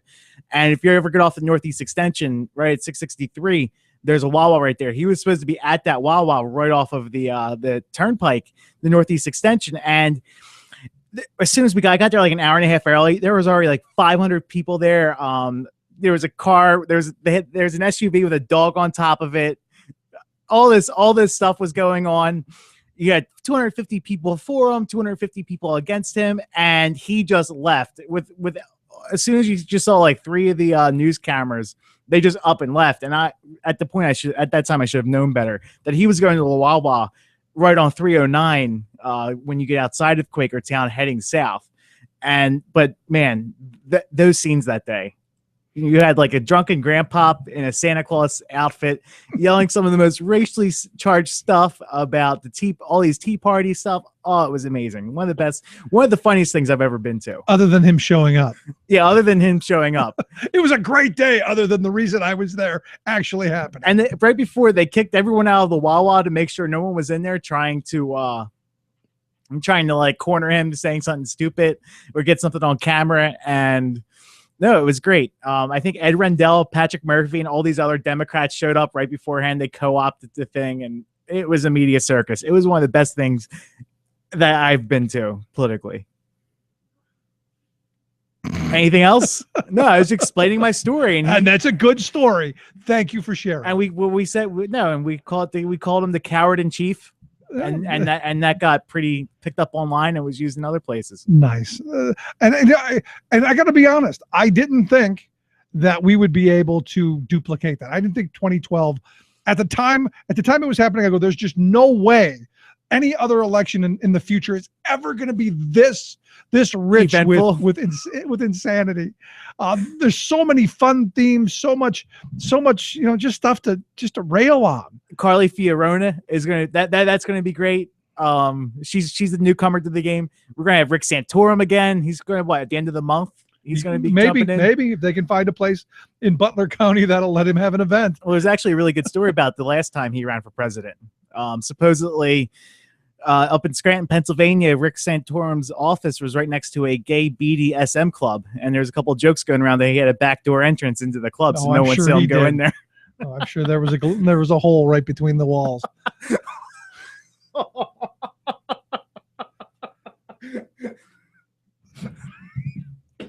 I don't know why you're laughing, and I don't think anyone else does either. Anyway, let's move along. Enough of the Rick Santorum stuff. All right, calm down over there. Anyway, the Texas legislature, Texas Senate, they're pushing legislation. In fact, passed the legislation yesterday that would make it harder for public sector unions to collect union dues. Now, understand, Texas is already a no rights at work state. So what they're now trying to do is make it impossible. In fact, make it illegal. Make it illegal for workers to say, I'd like the company to deduct my dues right from my paycheck and go right to my union. Make an easy one-line code in the payroll software so that it's a simple transaction. In Texas, they want to make that simple process illegal. And they want to make it illegal for an employer and an employee in the public and in the public sector. They want to make it illegal to bargain over that. And it's just kind of nuts to me. And there's part of me, I got to be honest, that would think that, maybe we need to invade Texas. Maybe we should be, even though we're not, maybe we should be, because there are some really crazy people down there. I don't know what's in their water. I don't know what they're thinking. Most of the people I've met from Texas seem to be okay, but the crazy ones must be in their legislature and must be running in their politics. Can we just give some of them back? And my favorite quote of the day, and I just can't believe that this is part of this, is Jeb Bush just basically took himself out of the presidential race here in 2016. I don't know how you keep Jeb Bush around. I don't know how you make this kind of a monumental screw up. I just don't. I don't know how you make this enormous monumental screw up by saying that his brother is the person he looks to for foreign affairs advice. I just don't know how you go, the person I'm going to go to for foreign affairs is George W. Bush. I don't know how you do that. Now, I can, as I said earlier when I first heard it, I can see having him as an advisor going, okay, George, what do you think we should do? And then George will go, okay, let's say, here's what I do. We'd go do this, we'd go do that. And then I would turn to the person that I was giving the order to and go, what he just said, only the opposite. See, I can see you doing that, but not so much the he's my political advisor. He's who I go to. He's who I listen to for advice. It's him. Wow. Scary, scary times we live in, folks. Anyway, let's take a quick break. Right back after this. Stick around. You're listening to the Rick Smith Show. We're working people. Come to talk. Don't wreck me, bro. Gotta let me go. Don't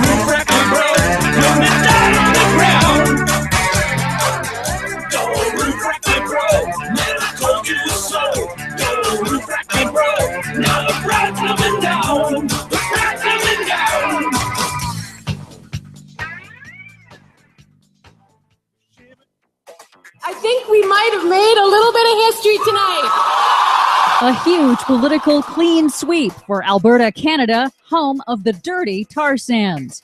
New rules for oil trains, now with less transparency. Another disturbing milestone in global greenhouse gas emissions. Plus, This is possible. That's the future we need to have. Elon Musk revolutionizes the battery industry again. All of those revolutions and more straight ahead. From BradBlog.com, I'm Brad Friedman. And I'm Desi Doyen. Stand by for 6 minutes of independent green news, politics, analysis, and snarky comment. How do you change your own water use? Turning off that faucet a little quicker, getting out of the shower a little faster, and not flushing the toilet every time. Well, I guess they don't call him Governor Brown for nothing. Oh. This is your Green News Report.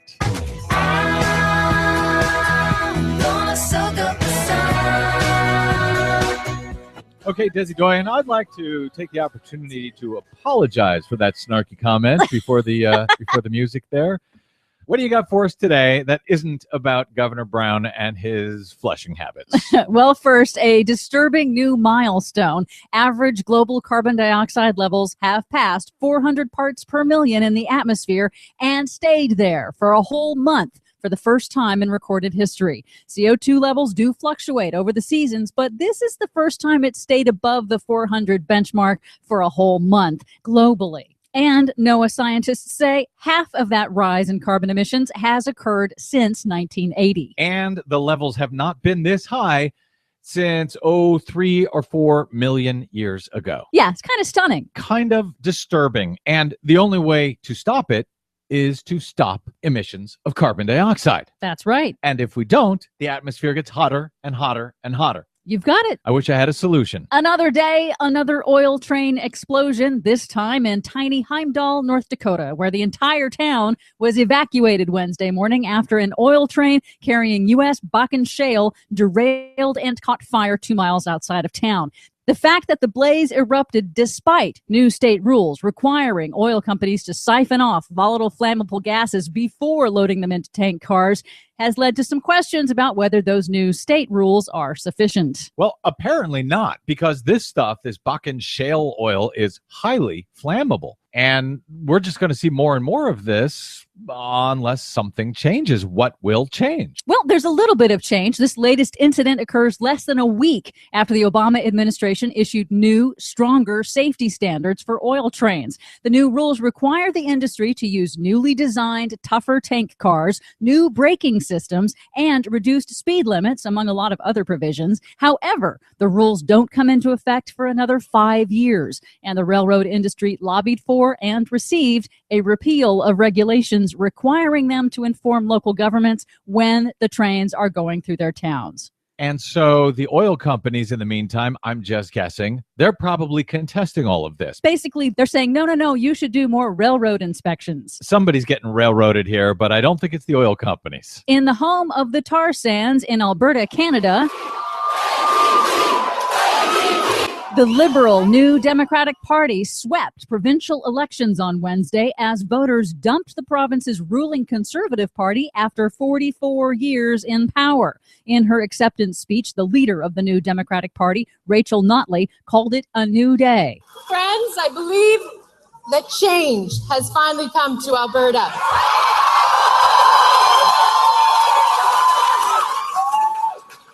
New people, new ideas, and a fresh start for our great province. Notley's NDP pledged to raise corporate taxes and reform oil royalties, while the losing Conservative Party had gambled the budget on increasing oil revenues amid a global oil price slump. This is a huge shift. This is the home of the tar sands, where you've had this conservative government who has, trying to wring every dollar they can out of this dirty crap in the ground, frankly. And a real progressive party is now in power. Maybe we won't need that Keystone XL pipeline after all. Finally, Tesla CEO Elon Musk has rolled out a new revolutionary home-based energy storage system. The Powerwall home battery is the size of a big screen TV. It stores energy from your rooftop solar panels, and it starts at just $3,500. Just $3,500. That's about the price of a new large screen TV. Yeah, but I can watch a TV. What am I going to do with the battery? Well, Musk says solar plus storage is the obvious solution to fight global warming. We have this handy fusion reactor in the sky called the sun. Okay? You don't have to do anything. It just works. Shows up every day and produces ridiculous amounts of power.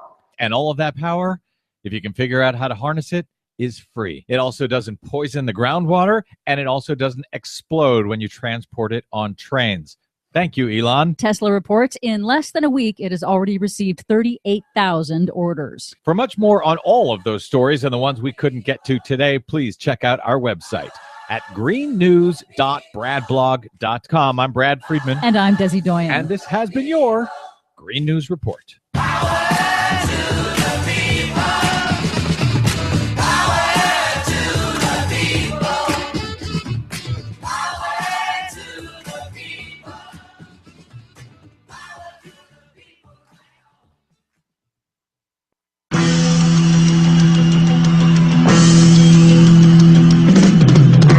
Monday morning feels so bad.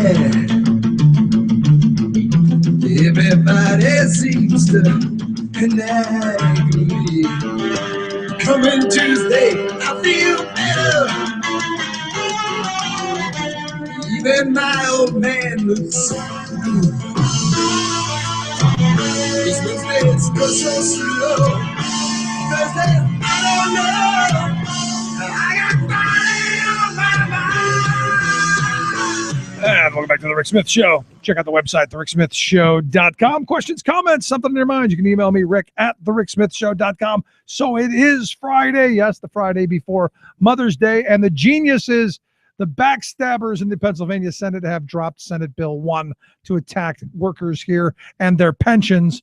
Again, could you do it at the worst possible time, the Friday before Mother's Day? Really, I think that speaks volumes. Anyway, the president gave a big speech today out in Oregon, the headquarters of Nike, where Nike evidently, if we pass the Trans-Pacific Partnership Free Trade Agreement, if we give the president, you give him fast track authority, Nike has promised that they will hire 10,000 American workers.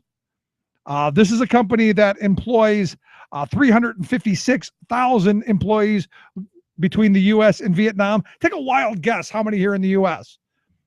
26,000 here in the U.S. and over in Vietnam, 330,000 who make an average of 56 cents an hour. Yeah, those 10,000 jobs are going to bring back, I'm questioning it. Anyway, here to talk a little bit about the big speech, also the fast track authority part of it. I've asked Isaiah Poole, he's the online editor over at the Campaign for America's Future, ourfuture.org, the website. Isaiah, thanks for taking time for us. Absolutely, my pleasure. So I'm looking at this and I'm going, the president's giving this big speech. Nike's going to bring 10,000 jobs to the U.S. We just have to basically sell our souls. Well, there are a couple of things about that statement. First of all, that's not a 10,000 job pledge. That's a sort of a vague promise. Oh, say it isn't up so. to 10,000 jobs. And the other thing, the thing that's crucial about that, we already have an athletic shoe manufacturer in the United States. New That Balance. manufacturer is New Balance. Got them on my feet. Right, and I have a couple pair of New Balance in my shoe closet as well, and they have already said that if this passes, they will actually their American manufacturing will become uncompetitive. They may not be able to sustain it if this thing passes. So who would you believe in this case? The company that really built itself on the principle of outsourcing cheap labor, or the company that is struggling in America and is looking at this TPP treaty and sees it as a direct threat? I think I would go with the one who sees it as a direct threat, especially the people who make the shoes that put on my feet. If they're telling me they can't compete and they're going to end up having to go to Vietnam, I think I want to keep them here because I need shoes, man. Well, yeah. I mean, the idea that Nike would make this claim, and which I think is actually a disingenuous claim given their track record, that this will be some benefit and there will be United States jobs created by it. I mean, it just does not line up to the facts. And we published, Dave Johnson posted a very basic question. If you are a company that has built itself and has sold itself to shareholders on the basis of being able to build, manufactures these shoes on the backs of cheap labor in Asia, why would you change that business model? Yeah. It's a good question. Why would you? You won't is what the answer is. Yeah. So, I mean, I don't think there's anything in the record frankly, if Nike wanted to make shoes in the United States, it could. It does a very great job of selling sneakers that sell for $150, $200, $250. I think somewhere in there is enough money to pay an American worker if you're making a $200 sneaker. I would think, maybe just. I would love it. In fact, I'm thinking about Baltimore. I'm thinking about my neighborhood here in D.C. I'm thinking about Philadelphia and Pittsburgh. And imagine if some of the young teenagers that are craving these Nike shoes could get a job at a Nike factory. Wow. And Nike could do that. Yeah, they could. Nike could go into Baltimore and say, you know what? We are going to invest X million dollars in a plant, and we will make our high-end athletic shoes at a plant in Baltimore. And guess what? We can hire some of the young people who want to wear our shoes, and we'll hire them, and they can actually make the shoes and afford to buy them. That would probably benefit the company, wouldn't it? And that would benefit the company. I might buy a pair of those. Then I might stop my boycott of Nike because I haven't bought a Nike product, and I can't tell you. I think I was back in high school when I bought a Nike product, and I don't buy anything for my kids. They have to find other sources of shoes. Heaven forbid they're not going to be like everybody else, but I just can't. I just cannot. I just can't give them money. I just can't. Right.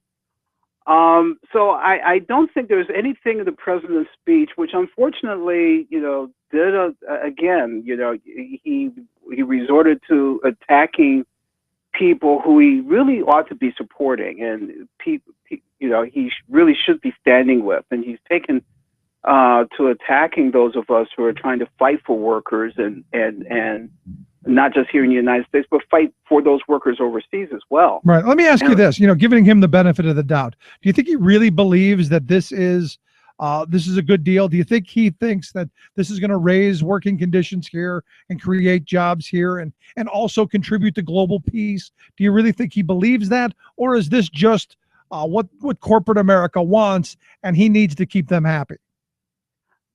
I think it's a little bit of both. I think he very much believes that this is the right thing to do. I'm thoroughly convinced of that. I don't think this is some sort of cynical political ploy on his part. But he has never been a candidate or a president that has put a lot of distance between himself and corporate America. No, but I remember Isaiah as campaign Obama.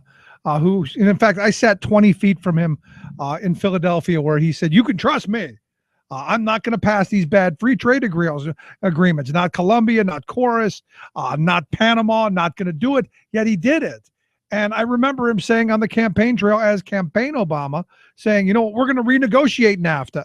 And nobody, not even me, bothered to ask the next question, which is, are you going to negotiate it for the better? Or in this case, for the worse? Because it looks like this is a renegotiation of NAFTA for the worse. Well, he's nothing if not a person who really believes in himself. So, I mean, I think he really thinks he's doing a wonderful thing when he says that he is I mean, I think he said today that this Trans-Pacific Partnership would create unprecedented benefits for workers and for the environment and so forth. And I think he actually thinks that's true. I think the people who have actually looked at the agreement or who have gotten leaks of the agreement and have seen the language.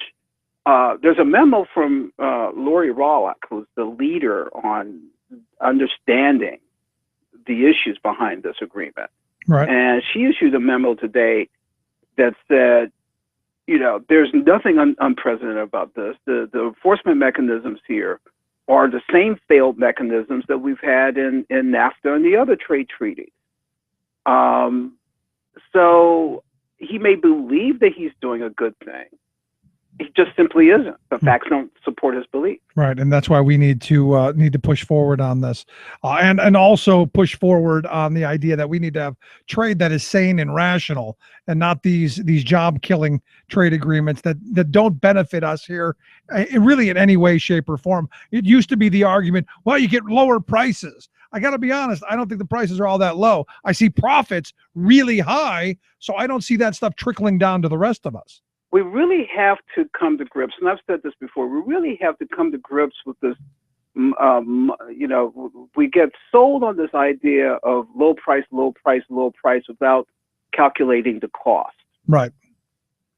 And the low wages that come with it. Yeah.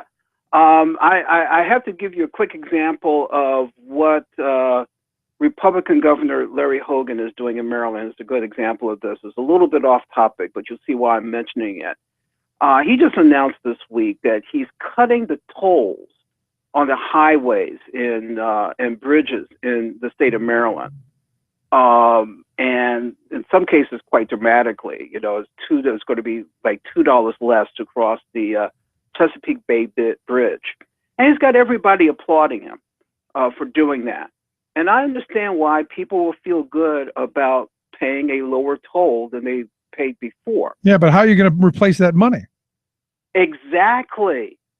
And for example, when we have some uncertainty over something called the Purple Line, which would connect two very critical job centers between in the Washington suburbs, between Montgomery County and Prince George's County in Washington.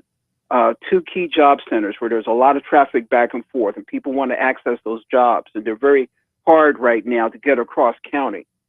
They want to build a rail line to connect those two areas, and Hogan is being very wishy-washy about whether there's funding for that.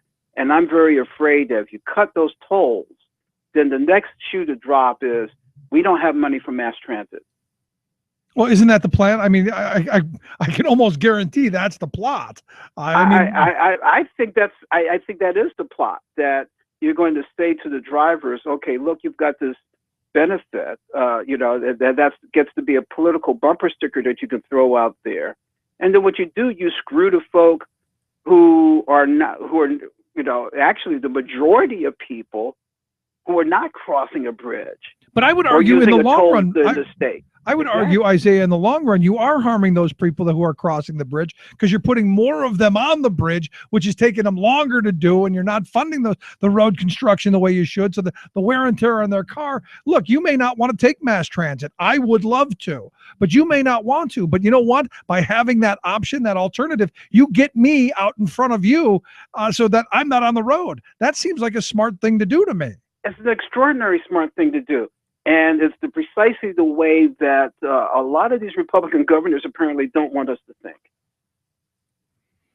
Really bizarre stuff. And with next week becoming, I guess, next week's infrastructure week, this is an excellent time to be talking about stuff like that because, look, we've got bridges all over this country that are crumbling. We've got an infrastructure problem that's been, 30 years in the making. And I would argue we're heading towards crisis level at this point. we are at crisis level. I recently drove through Pennsylvania, and I know how bad those roads are. Worst in the country. We're number one, baby. And I just spent, I spent about $100 on a wheel alignment just a couple of weeks ago. Well, hey, we're number one at that too. But so Infrastructure Week is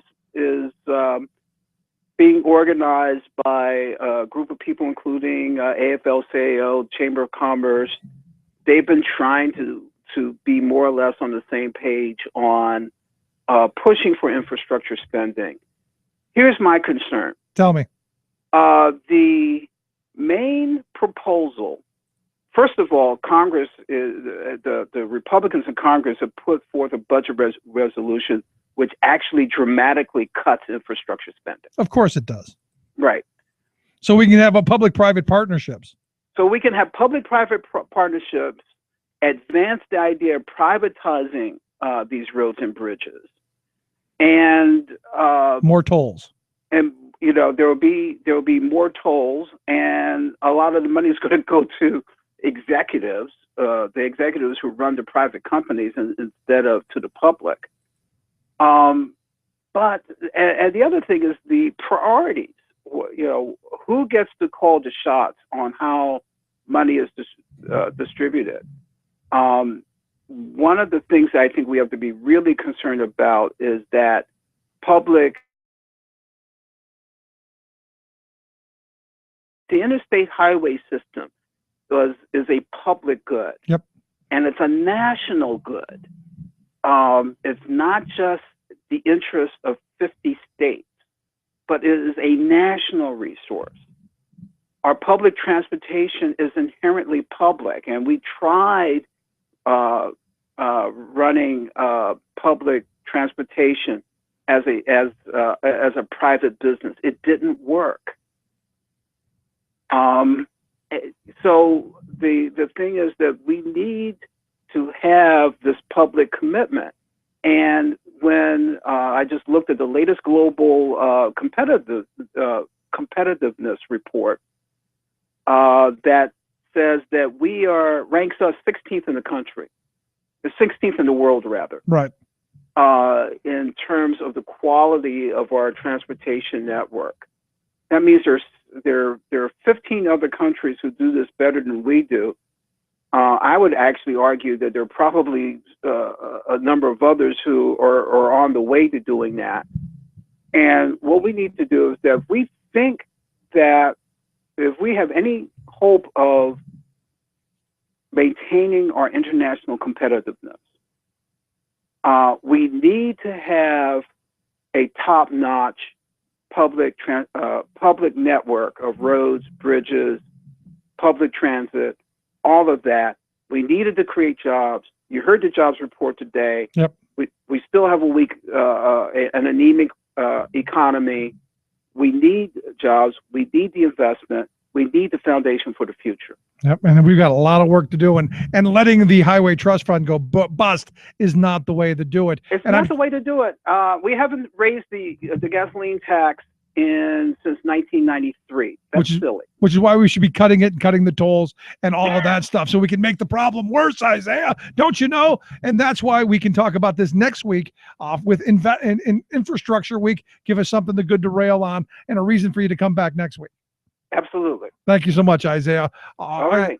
Thanks so much. Isaiah Poole, online editor over at the Campaign for America's Future, ourfuture.org, the website. You'll want to come back next week for that conversation. Quick break, right back after this. Stick around. You're listening to The Rick Smith Show.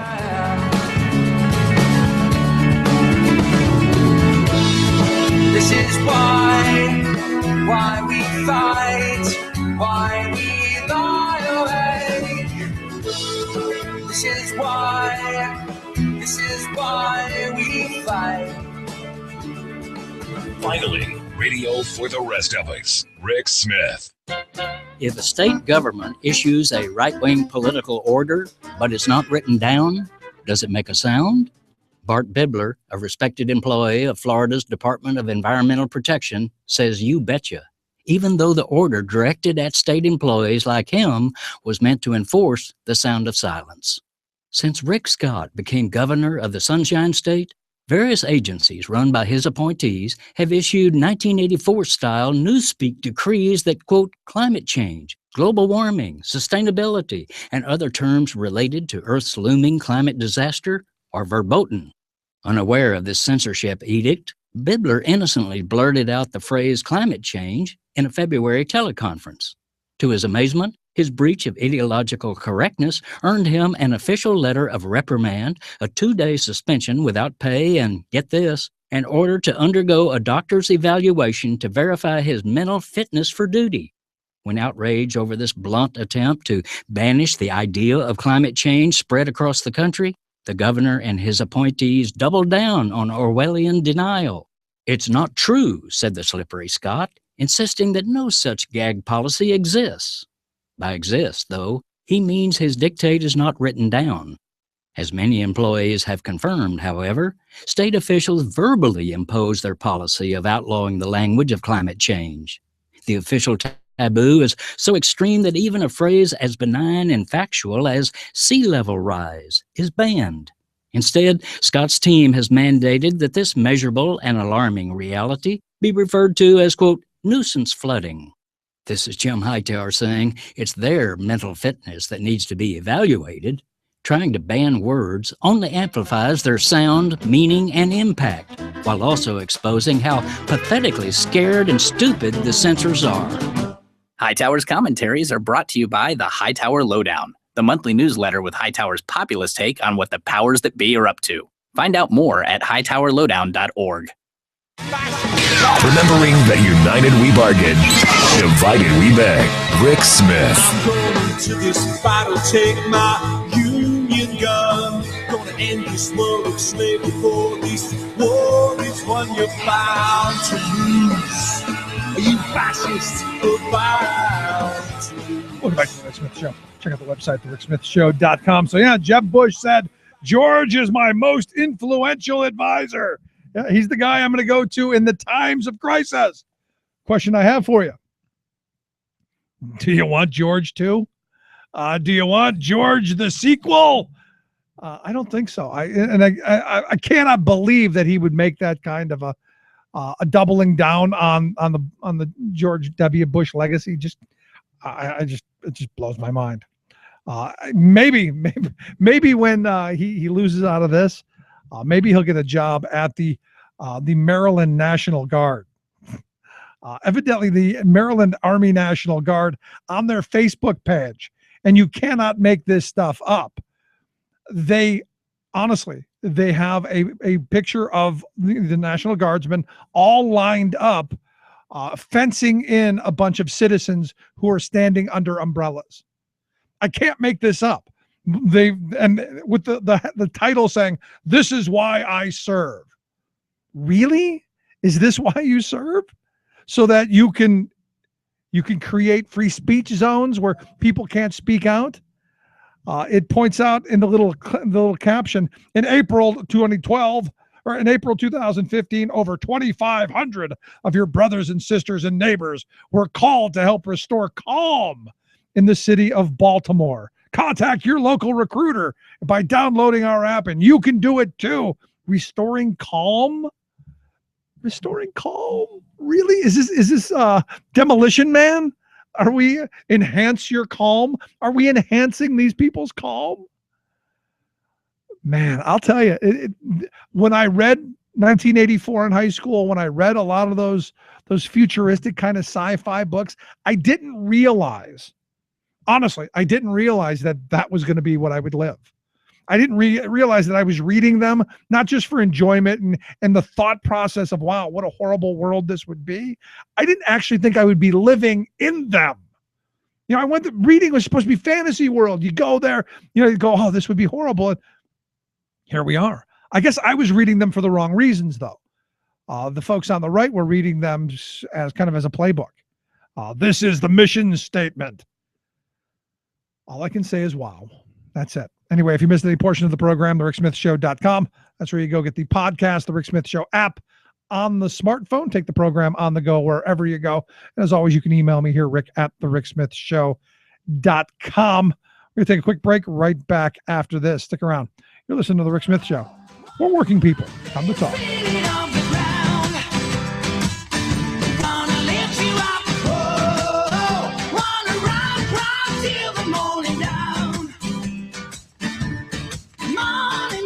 Together, we can make America better.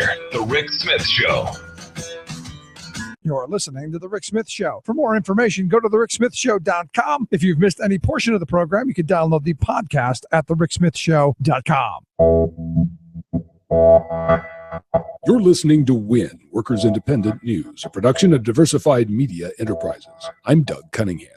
We've tried to be a patient and willing partner in the process of developing this Works Council system. There's been a lot of bumps in the road, but we think we're getting to the point that it's time to move to the full implementation and take this to the next level and put one in place for the first time in the U.S. And we want to be a partner to VW in doing so. UAW Secretary-Treasurer Gary Castile on the effort to create a German-style Works Council for VW workers in Chattanooga, Tennessee. Castile says UAW Local 42, which has a clear majority of workers at that VW plant, is advancing the German-style Works Council that the UAW jointly developed with VW. U.S. labor law requires a union to be recognized before a Works Council is set up, but Castile isn't putting any time frame on when that recognition for the UAW may happen. Well, it's the chicken and the egg syndrome. There can't be a Works Council till the union is recognized to collectively bargain the delegation of the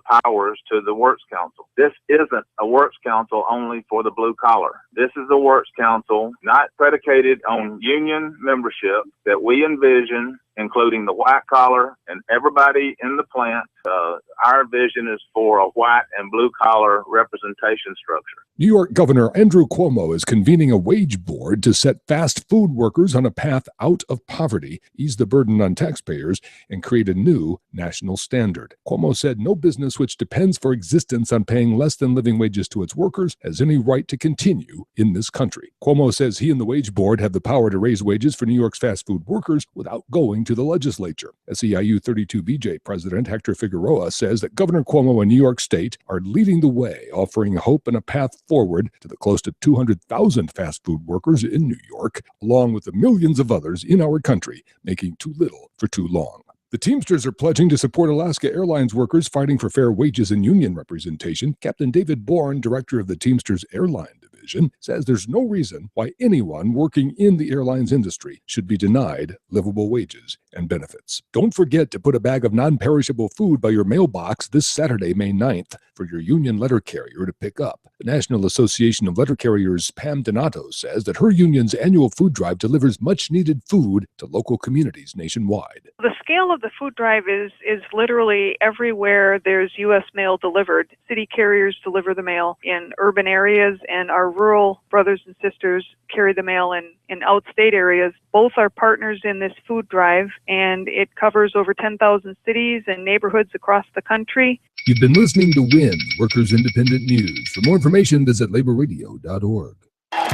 Your working class radio experience, where hard work, common sense, and rational thoughts are a reality. The Rick Smith Show. Working hard to make a left, red shed a bomb red. Father, son, left to carry on, blue denim, had his fate. Oh, he's a working class man. And welcome back to The Rick Smith Show. Check out the website, thericksmithshow.com. Questions, comments, something on your mind. You can email me, Rick, at thericksmithshow.com. So I am still fuming. 4:30 on a Friday before Mother's Day. Are you kidding me? To drop a major piece of legislation, a major attack on working people with this Senate Bill 1 that the Republicans have put forth to attack public sector workers and their pensions. Are you kidding me? But I guess, I shouldn't be surprised, because it does show the priorities that these people have. It's not about the family values that they talk about. It's not about their care of anything other than their own political will and themselves. It's just flat wrong to me. Just drives me insane. Anyway, here to talk about this a little bit and a couple other things, I've asked John Newrohr. He's communication director over at Keystone Progress. John, thanks for taking time for us. Thanks for having me again, Rick. It's great to talk to you. Although I could not agree with you more. That's a pretty rough way to start Mother's Day weekend. But you're absolutely right. It's not overly surprising, just infuriating for sure. But the thing is at some point, someone's got to hold these people responsible for this. This is not how you run a functioning government. But then again, they don't want functioning government. Well, that there's no question about that. I mean, in the end, this is about an unaccountable state legislature not living up to its obligations. I think it's the irony here is that the Republicans are so quick to point out that they are the party of business, right? That they understand, they have the business acumen, they have the support of the Chamber of Commerce all the time, and business are the job creators, which is a whole other rabbit hole that we could go down, and you do all the time. But in the end, you think about this from a business perspective and what they're actually doing. The state legislature for years and years and years now has been very, very, very terrible about, in essence, running a business, if you will, running the state. And so these are pension obligations that they have pushed off and pushed off and pushed off. And now suddenly all this, the answer is to fix the problem and it, on the backs of workers, on the backs of teachers and support staff in schools. It's absurd. It is absurd, but here's the thing, John. And, I've heard that frame before that, they just didn't run the business right. I come at it from a different angle. I come at it from they knew exactly what they were doing when they weren't making these payments. They knew they were creating a crisis simply for the reason that they could then say, hey, there's a crisis. We've got to destroy it. The destroyer mentality, I fully understand it. And I got to think that this was fully understood from the beginning and fully planned out, executed. And here we are at the end of it, where them going, well, here we don't have a choice. I'm of two minds when it comes to that, because on one hand, you're giving a lot of credit and, saying that you have elected officials with tons of strategic long-term foresight, which is sometimes hard to argue, but I understand what you're saying and it makes a lot of sense. Yeah, but they do have a lot of well thought out, very, very intelligent people on Wall Street telling them we want that money. That's a huge cash cow for us, and this is how we're going to get it. I don't give politicians much credit for being all that bright, but the people that give them money and control them, they are. That is more than fair. And so what you're talking about here is this move to a 401k based retirement fund for state workers and for educators. And the thing though that is it's difficult to square for me is that they've made public statements about the actuarial tables and what that means as far as going to this 401k type of benefits program. But in the end, we've already seen that there have been a number of actuaries who've come out with analysis on this, saying that the 401k benefits program would actually, in the long term, cost the state more money. Yep. So, I totally understand what you're saying about the Wall Street barons giving money to these politicians and really being the ones pulling the strings, and they're smart enough to do it. And that's probably right. But at the same time, you have Republicans who are lying about the long-term viability of this plan from an economic standpoint, and they shouldn't do that. I mean, they just shouldn't lie about it. Right. But the thing is even their experts, because I remember sitting in on one of the hearings a couple of years ago where the guy from the American Enterprise Institute, Mr. Briggs, I think his name was, he said, he was very forthright, this is going to be much more costly down the road, but ideologically it's what we believe and it's the right thing to do. So he was very honest about it, and I guess you have to give him at least credit for being honest about it, if not being wrong about how to fix the system. Yeah, well, and for the real ideologues, right? Some of whom are elected officials, some of whom are work at outside organizations. You're sort of killing two birds with one stone. You are sending more money to Wall Street, which is that sort of the top-down, trickle-down economics that they believe strongly in. At the same time, you are attacking organized labor. You are, weakening the bargaining position for teachers unions, for example. And so again, you're sort of killing two birds with one stone. This would be, if they could, wave the magic wand and this became law tomorrow, it would be quite a boon for Republican elected officials in a lot of different ways. Oh, but- absolutely. This would make them all tingly in the panties and all. Absolutely. Yeah, that's right. And the challenge now for the Corbett, for a little bit of a Freudian slip when we're talking about pensions. The challenge now for the Wolf administration is to stand firm, because and you and I have talked about this previously, but this is obviously a budget negotiating chip from the Republicans. Obviously they pass this through the Senate and the House next week. That's fine. It gets vetoed. But it becomes a bargaining chip during budget negotiations. And so this is clearly, when you read stories right now about this, you have the Republicans in the Senate saying, this is our number one priority. And what that actually means is, this is our biggest bargaining chip that we're bringing to the table for budget negotiations.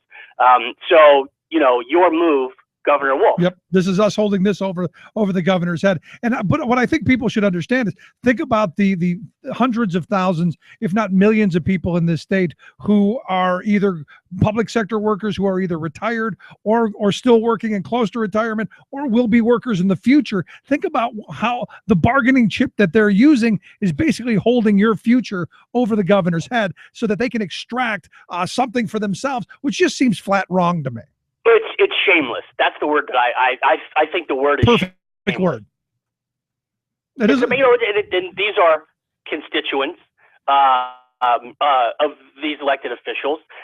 These are, some of them, it crosses party lines. I mean, we're not just talking about, registered Democrats here that are the workers that are affected by this now or will be in the future.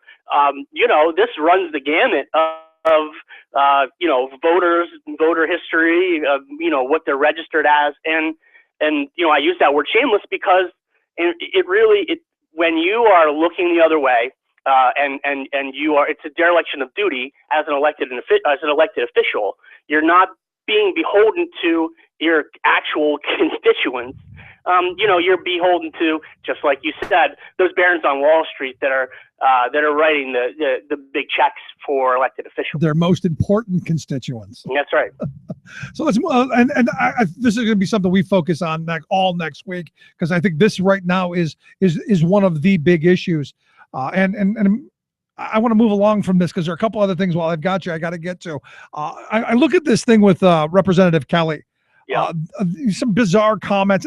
And I would argue there are a lot of the Republicans who have made these comments about what happened in Baltimore. You had, basically Representative Vereb here saying that, that union organizing is a lot like what you see going on there in Baltimore. There's all of this really kind of insane language that you see coming out from people like Kelly and Vereb and a lot of them. I'm curious what's going on now in the aftermath. Well, I think that you really learn a lot about a person and how they really feel when you have situations like what's going on in Baltimore, and how are you going to react as an elected official? And you mentioned a couple other folks, but we've been focused on Representative Kelly and what he was on. It was a radio appearance this week on a show. It's the Sam Malone Show.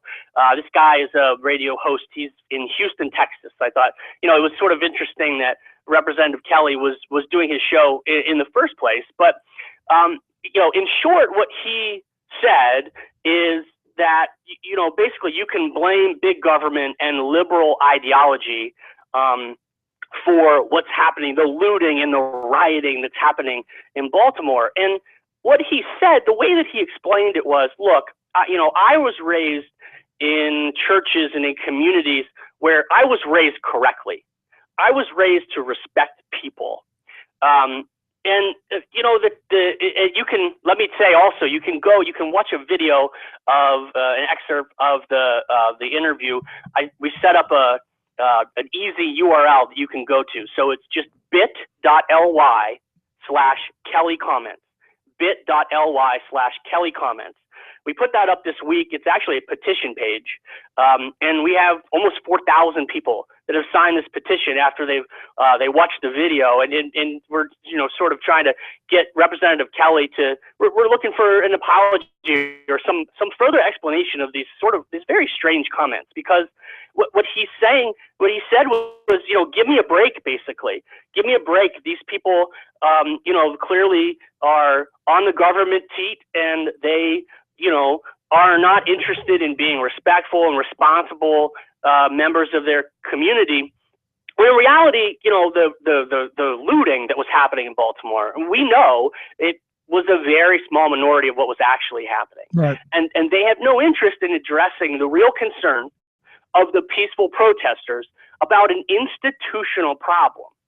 So, you know, it's very frustrating when we have elected officials who are making laws and, you know, they clearly are not interested in trying to understand the real legitimate concerns of the vast majority of the people that were making noise in Baltimore. Yeah, but you know, it's easier to make that. It's the Urbans frame. It's those people, and well, they're different from us because we're so much more superior. And because that's what I took from his comments. Yes. That, you know, it's you know, what do you expect? It's the Urbans.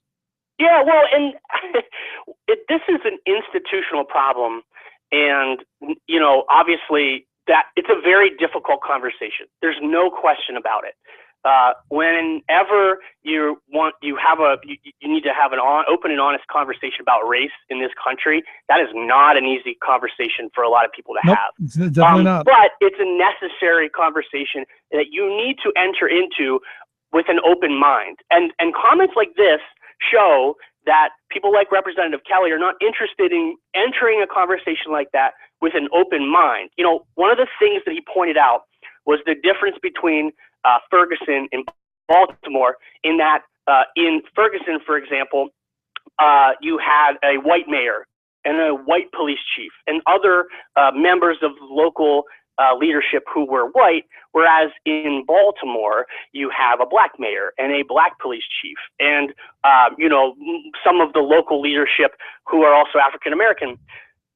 That is proof in and of itself that we're working with an institutional problem.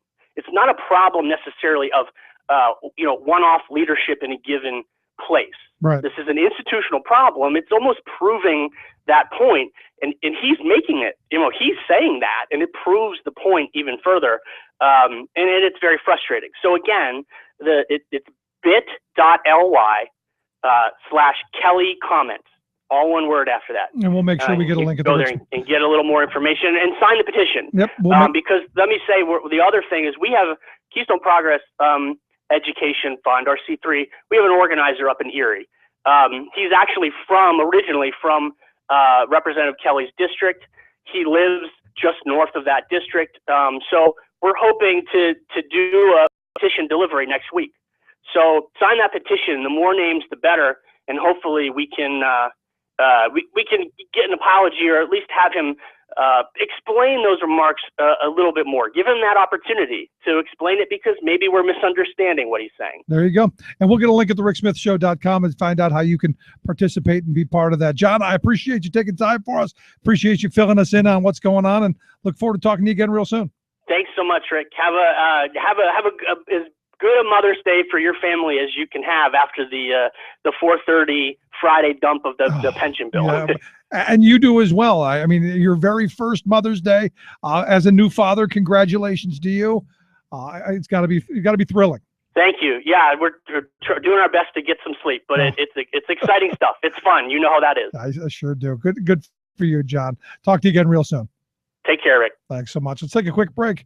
Right back after this. And of course, if you want to take a look at what John Newer had to say, just go to thericksmithshow.com, click on John's name, take you right there. He's communications director over at Keystone Progress. Quick break, right back. Stick around. There's another Rick Smith Show for working people. Come to talk. We got gotta get organized. We gotta do it today.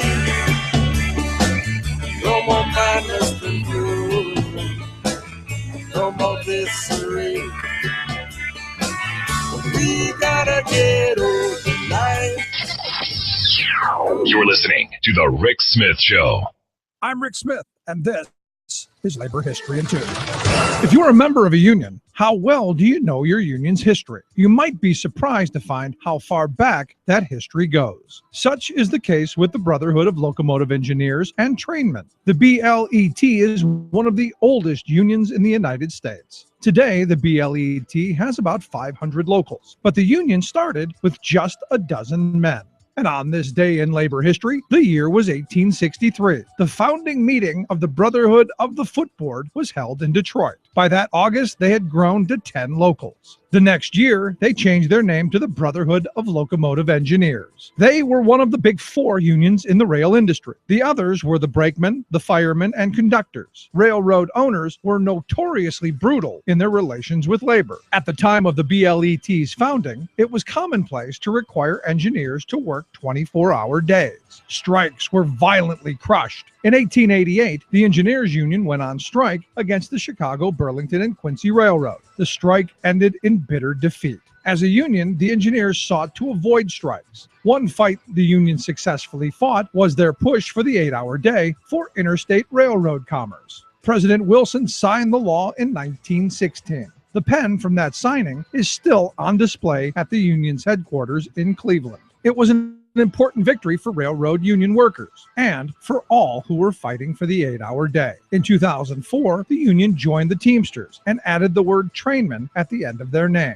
This union has been around for more than 1.5 centuries. Just imagine the changes these engineers have seen riding the rails. Labor History in 2 brought to you by the Illinois Labor History Society and The Rick Smith Show. For more information, go to laborhistoryin2.com. Like us on Facebook and follow us on the Twitters at Labor History in 2. Tales of American Political History with Clinton Porter Hackney. We've talked about how states compete and how Nevada made it easy to get a divorce, hoping to lure unhappy couples. But they wanted them to stay. So their new laws still required that you own Nevada property and that you live there for 6 months. But Hollywood star Mary Pickford would not be denied. Of all the gambling in Nevada, the best piece of luck they've ever had may be that Pickford's divorce was controversial. On March 2nd, 1920, the famous actress swore to a Nevada judge that she had been living there for 6 months, and she produced what some said was a backdated property deed. Legislators questioned the legality. The media went in an uproar and reported on the scandalous divorce in Reno, even though it took place in Douglas County, about 45 miles south. Divorce actually became a huge force in the Nevada economy, and all the Pickford publicity solidified Nevada's divorce industry, which is still strong today. This is Clinton Porter Hackney at cphackney.com. Chances are, when you took a shower this morning, an AFSCME member made sure that water was clean. When you drove to work, an AFSCME member maintained the road. When you rode an elevator, an AFSCME member inspected it. I'm David Philman, Executive Director of AFSCME Council 13, the American Federation of State, County, and Municipal Employees. AFSCME members enforce regulations, keep prisoners behind bars, take care of patients, protect the environment, and more. The work isn't glamorous, the salaries aren't high, but AFSCME members serve the public in every aspect of our daily lives. Chances are, you'll never see that AFSCME member working in a sewage plant, diving underwater to repair a bridge, or answering a 911 call. But aren't you glad they do? For more information, visit AFSCME13.org. We are AFSCME.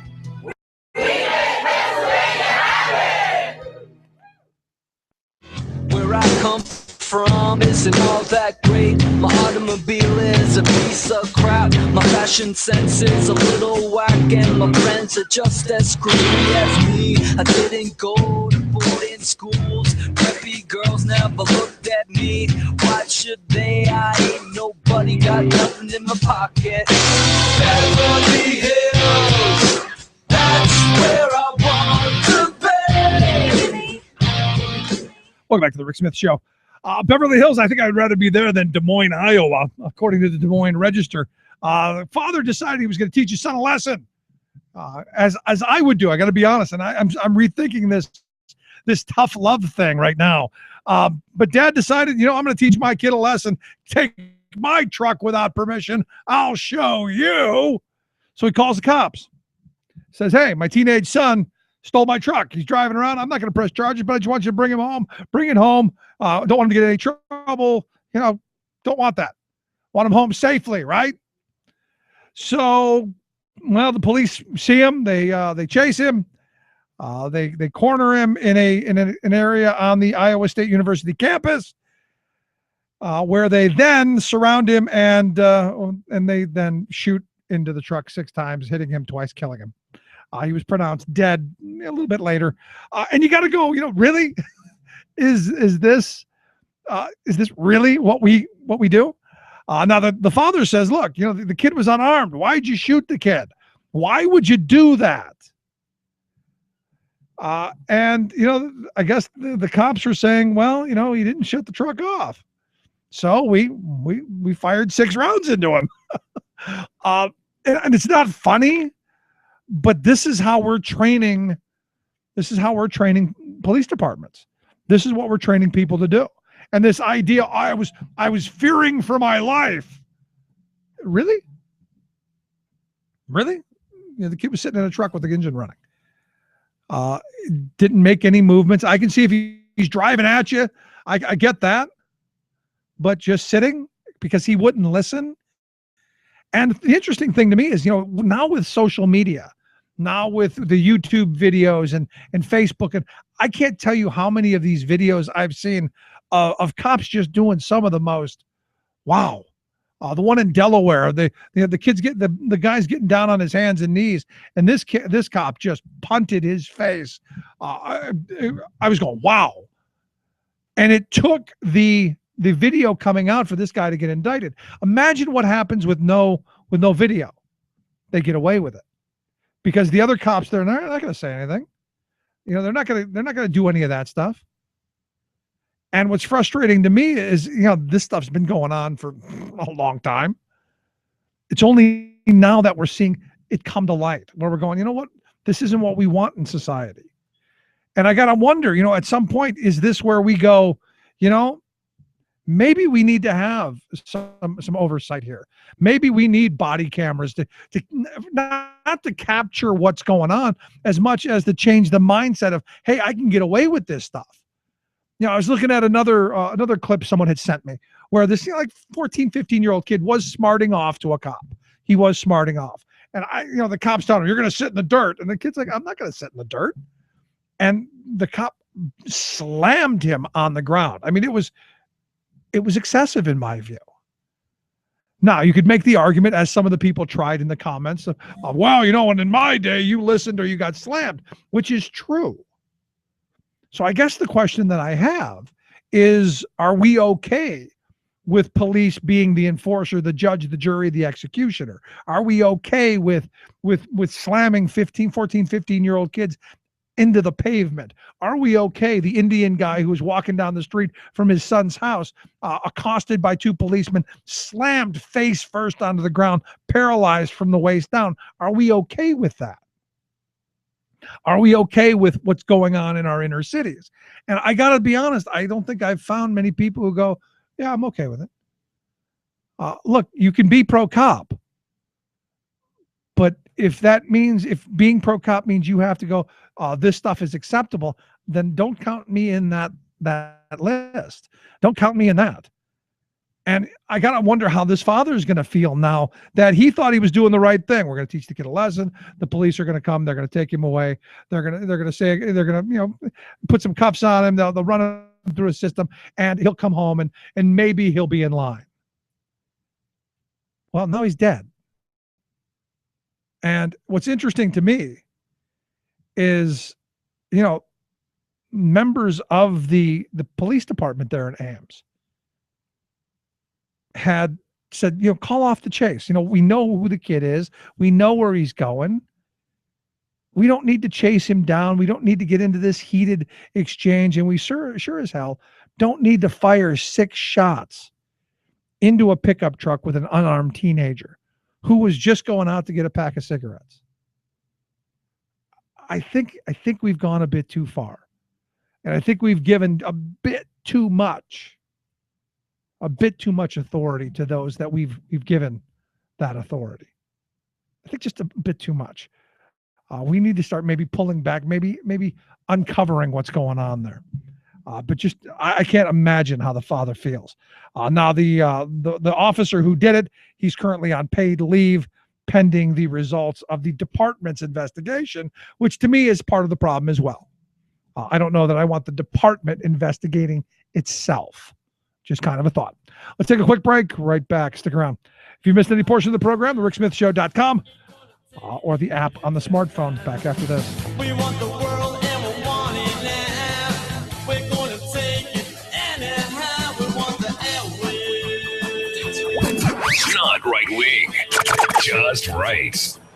The Rick Smith Show. Stay alive. I think we might have made a little bit of history tonight. A huge political clean sweep for Alberta, Canada, home of the dirty tar sands. New rules for oil trains, now with less transparency. Another disturbing milestone in global greenhouse gas emissions. Plus, This is possible.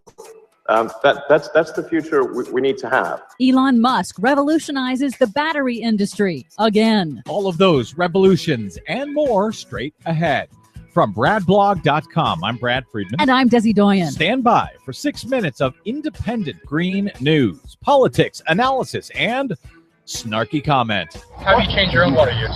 Turning off that faucet a little quicker, getting out of the shower a little faster, and not flushing the toilet every time. Well, I guess they don't call him Governor Brown for nothing. Oh. This is your Green News Report.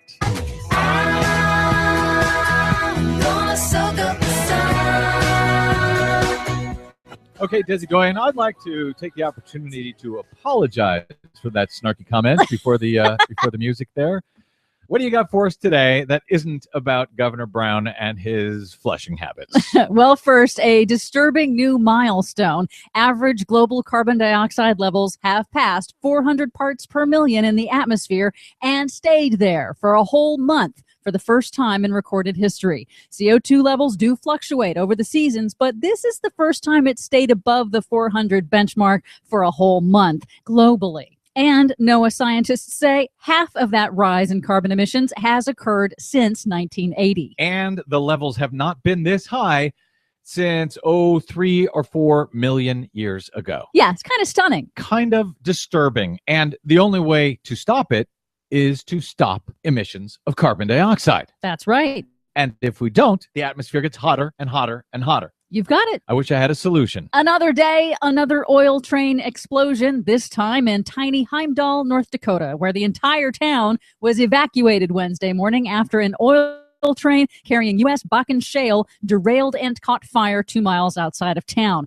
The fact that the blaze erupted despite new state rules requiring oil companies to siphon off volatile flammable gases before loading them into tank cars has led to some questions about whether those new state rules are sufficient. Well, apparently not, because this Bakken shale oil is highly flammable. And we're just going to see more and more of this unless something changes. What will change? Well, there's a little bit of change. This latest incident occurs less than a week after the Obama administration issued new, stronger safety standards for oil trains. The new rules require the industry to use newly designed, tougher tank cars, new braking systems, and reduced speed limits, among a lot of other provisions. However, the rules don't come into effect for another 5 years, and the railroad industry lobbied for and received a repeal of regulations requiring them to inform local governments when the trains are going through their towns. And so the oil companies, in the meantime, I'm just guessing, they're probably contesting all of this. Basically, they're saying, no, you should do more railroad inspections. Somebody's getting railroaded here, but I don't think it's the oil companies. In the home of the tar sands in Alberta, Canada, the Liberal New Democratic Party swept provincial elections on Wednesday as voters dumped the province's ruling Conservative Party after 44 years in power. In her acceptance speech, the leader of the New Democratic Party, Rachel Notley, called it a new day. Friends, I believe that change has finally come to Alberta.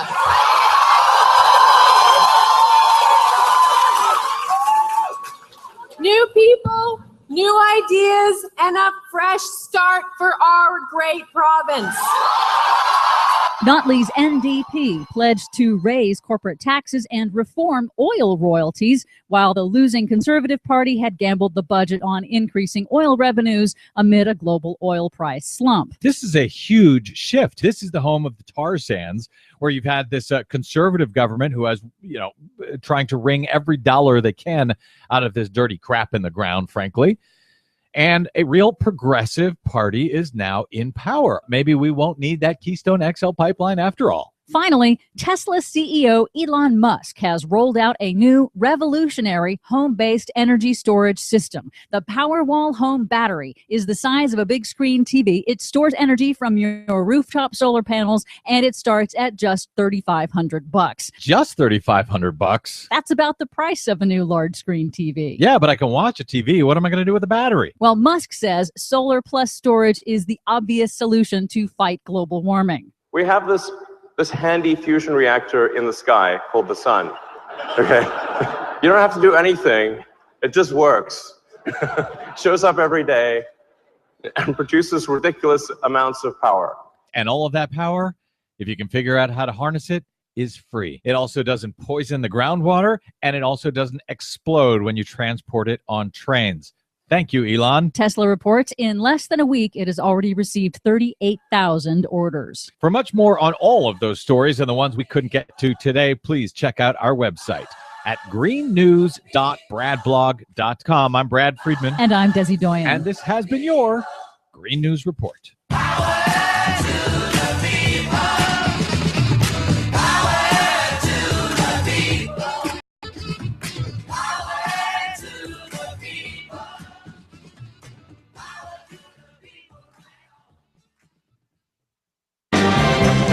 Most important issues of the day.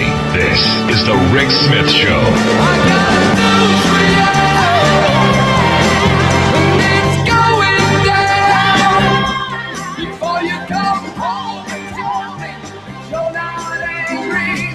Welcome back to the Rick Smith Show. I still got it stuck in my head that I think Jeb just ruined his chances of being president. My advisor on foreign affairs going to be my brother? Really? I don't think the American people are ready for that. I just don't. And it just blows my mind. Anyway, let's find out what's going on around the world and around the world. Luke Vargas is in Moscow giving us today's report. Luke, thanks for taking time for us. Hey, always a pleasure. Really happy to join you. What are you doing in Moscow? I'm here for the 70th anniversary celebrations of the Great Patriotic War, which is a war all of us know, but not by that name, which is World War II. The victory over Nazi Germany is on Saturday here, the 70th anniversary. Actually, the parade in Red Square beginning, looking at my clock here, in just a few hours. So very exciting time to be in this country. Yeah. So what's Moscow like for those of us who have never been there? Ellen Ratner of Talk Radio News said I would find this to be a very livable city, and I did not believe it. And I think she was right.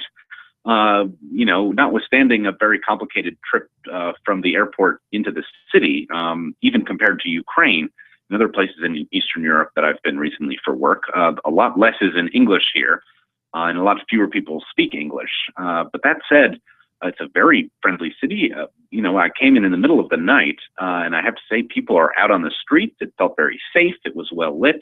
I cover Russia quite frequently in the news, and I have sort of developed a complex that I need to be somehow afraid of being here. I don't know really how much merit there is to that fear.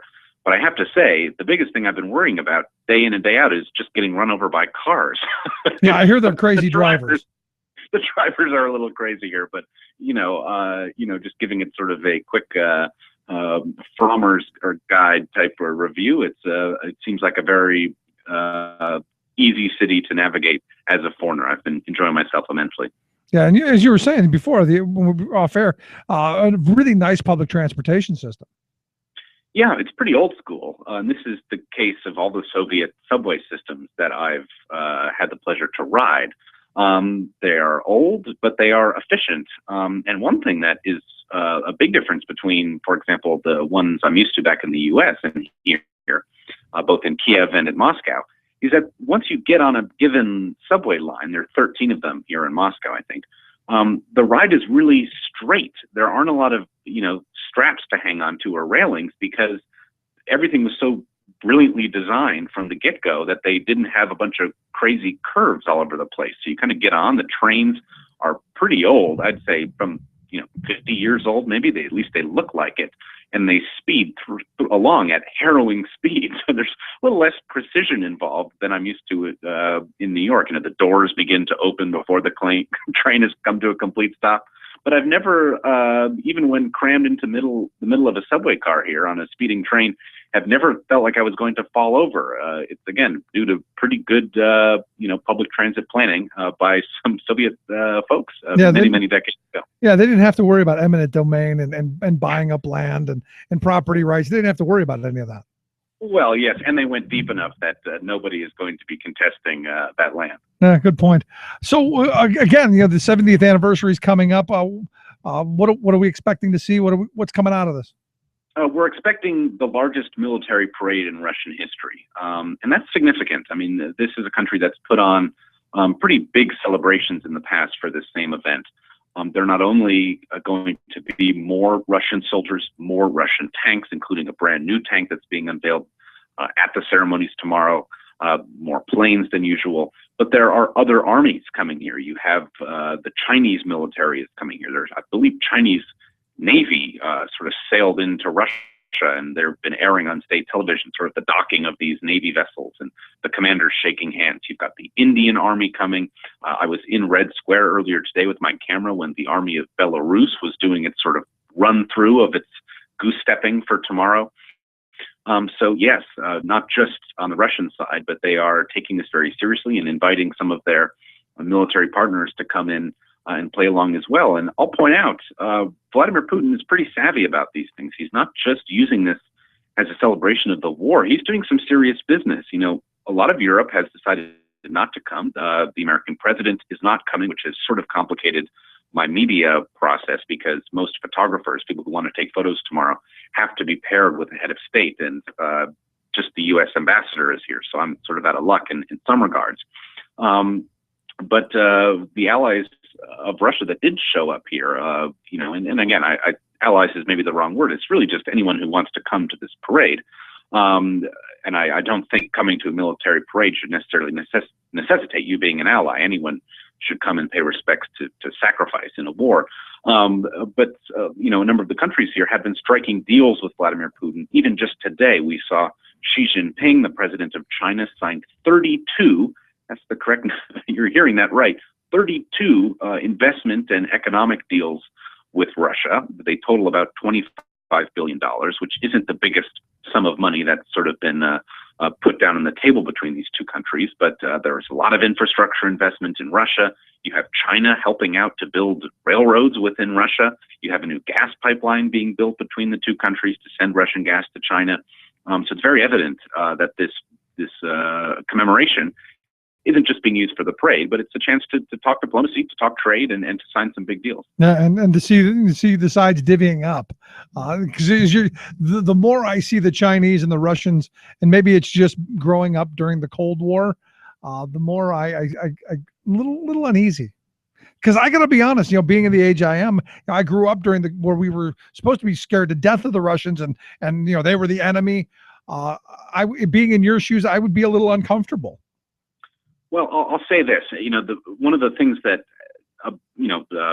foreign policy observers have noted over the last few years is that despite all these deals, it's still very evident from a military cooperation standpoint that Russia and China are strategic partners, not allies. They still have a number of bits of contention between them.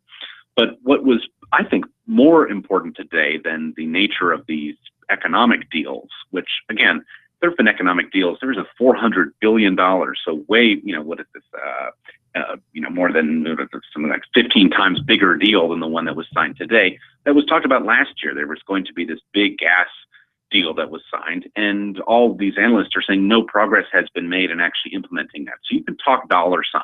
But what I think is more important was the rhetoric used by both sides, because Russia has been pursuing sort of a regional foreign policy and economic partnership recently called the Eurasian Union, bringing in some of those 15 countries that were part of the Soviet empire back into the fold a little bit, into an informal or less formal alliance.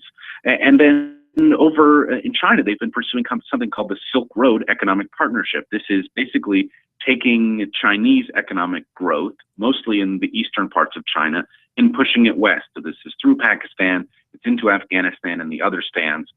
And these two countries, Beijing, Russia and China, Beijing and Moscow, have sort of tripped over each other in talking about this in recent years. They haven't really been willing to realize that a lot of these same countries are part of both of these arrangements. And so, primarily because the Russian economy has, hit a little bit of some issues recently with sanctions, they haven't been able to pour money into some of the countries that China is now targeting so intensely with economic development. So there were a lot of eyes turned towards how Xi Jinping and Vladimir Putin would talk about this. Would it sound like they were contesting over the same property, or would they strike, hey, we both have a mutual interest here? And what I thought was so surprising was the extent to which both of them today in their speeches, they seemed, first off, so very comfortable with each other. I had the chance to watch them meet. Their body language was just really worlds away from that which we've seen between President Obama and Vladimir Putin in the past. They're very comfortable around each other, and their speeches today, they kept pledging and acknowledging the other's sort of regional aspiration. Vladimir Putin saying, we want to work with the Silk Road Partnership. We want to help plan our investments with them. Back on the other side, Xi Jinping saying, look, we're going to coordinate any of our big deals in the region with the Eurasian Union. So again, at least in words, it sounds like these countries are coming together a little bit more than they have in the past. It's not for me to say whether we should necessarily be worried about that. But it does seem to be that Russia, as Foreign Policy Magazine put it just a few hours ago, seems to be tumbling into Asia at a time when obviously things are a little bit frosty with Europe. Interesting times. Let's move on. What's going on in the UK? I understand there was a vote. What's going on there?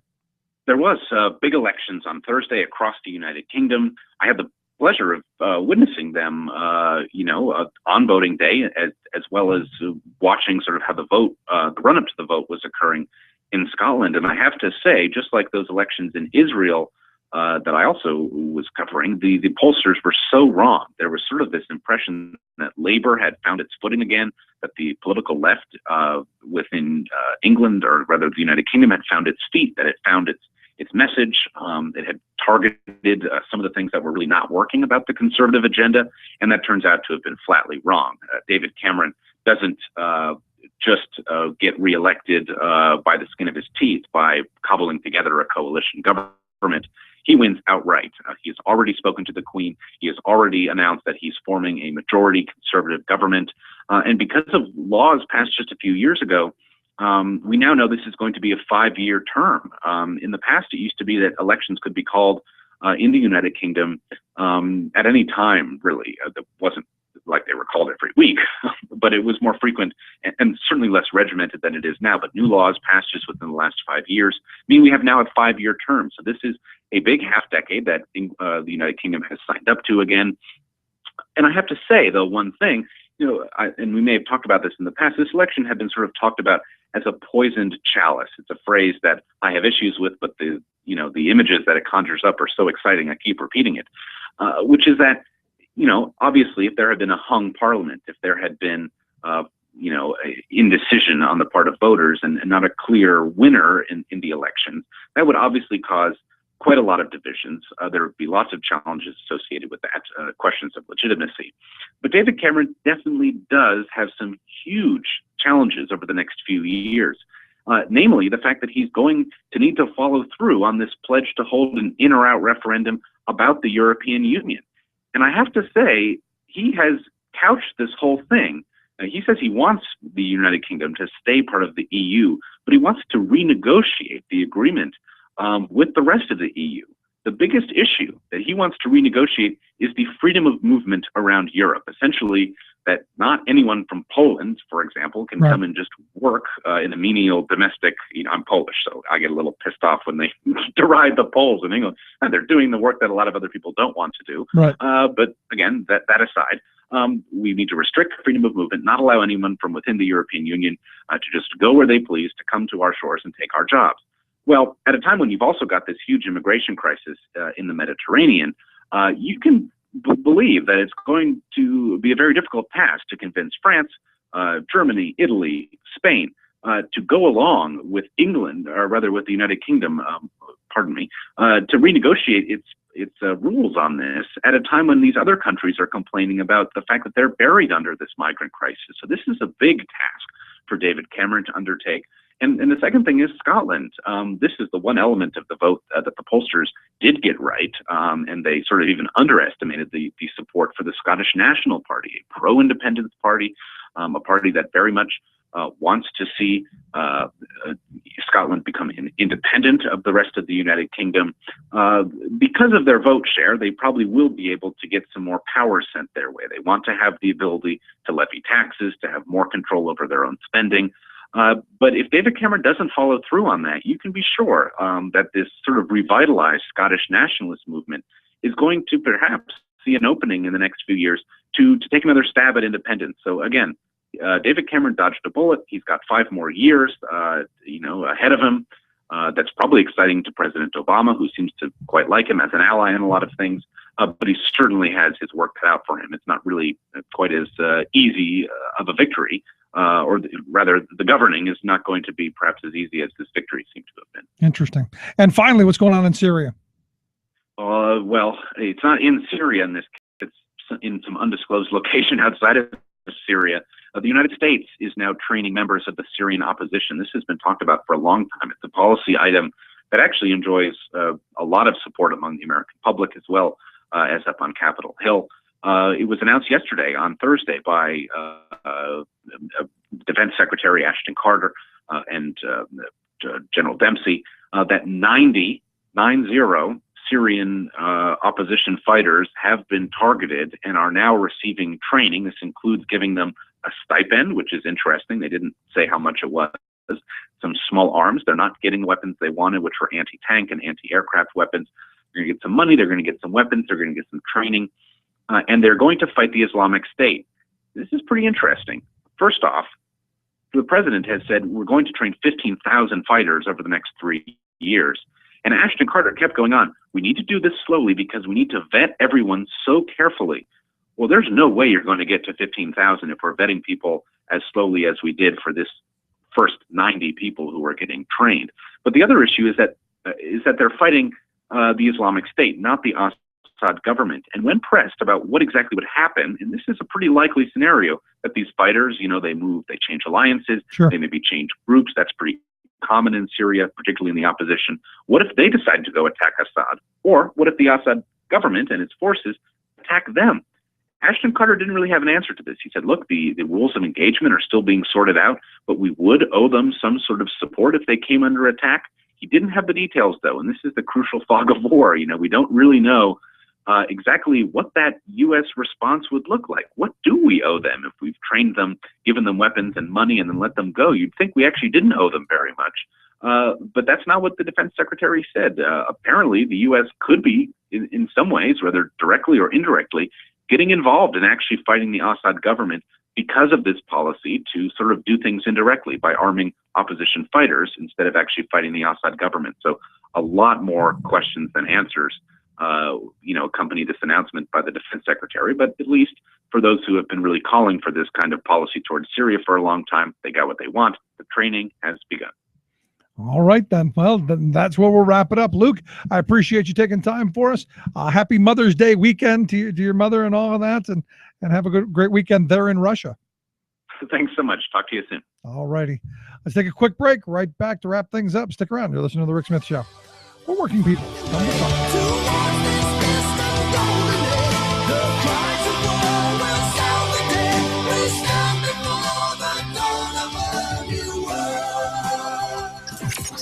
Radio of, for, and by we the working people. The Rick Smith Show. If a state government issues a right-wing political order, but it's not written down, does it make a sound? Bart Bibler, a respected employee of Florida's Department of Environmental Protection, says you betcha. even though the order directed at state employees like him was meant to enforce the sound of silence.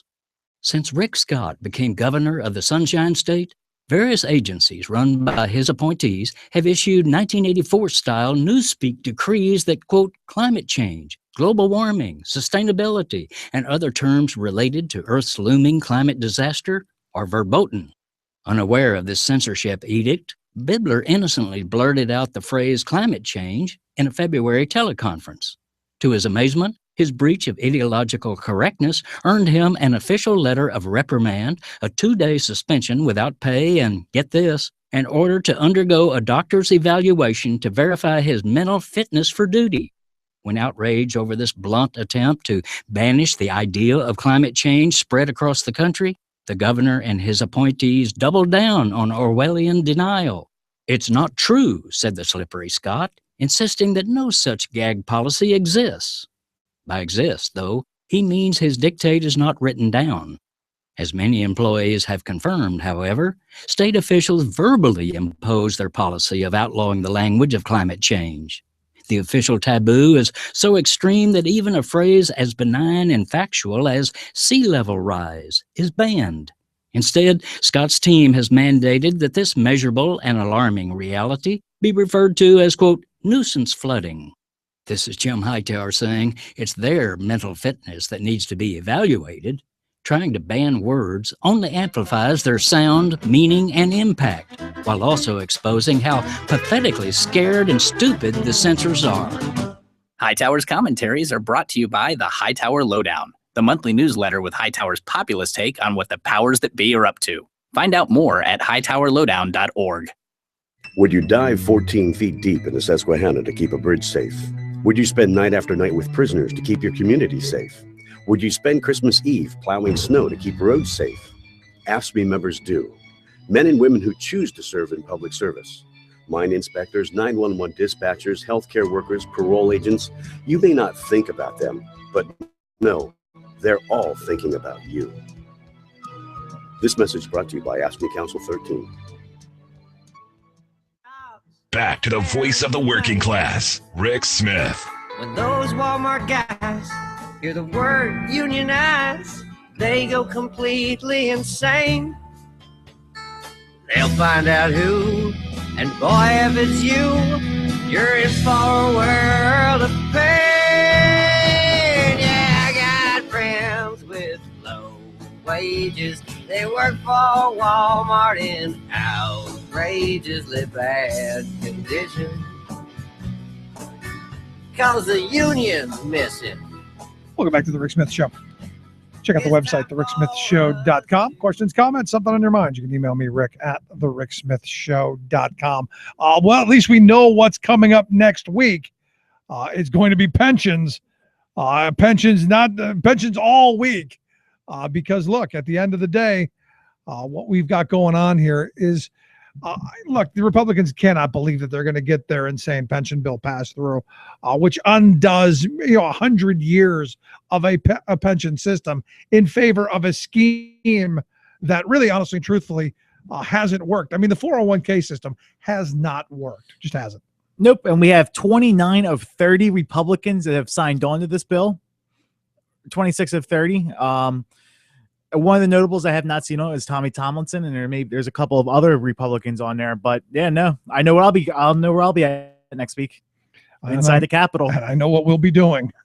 Pensions, baby. There you go. All right. Well, I appreciate you being here. Appreciate what a great week we had. If you missed any portion of any show this week, thericksmithshow.com, where you go to pick up the podcasts. They're all there, archived for your entertainment, enjoyment, and also ease and convenience. Hope everyone has a great holiday weekend. Thank Mom for all the work that she does. Because remember, after all, without her, you're not here. So there you go. And I want, before we go, and wish my wife the very happiest of Mother's Day. The kids have got some really amazing things planned for you. So I'm looking forward to that. Have a great weekend. We'll be back here next week, next Monday, because the pension fight begins. Have a great weekend.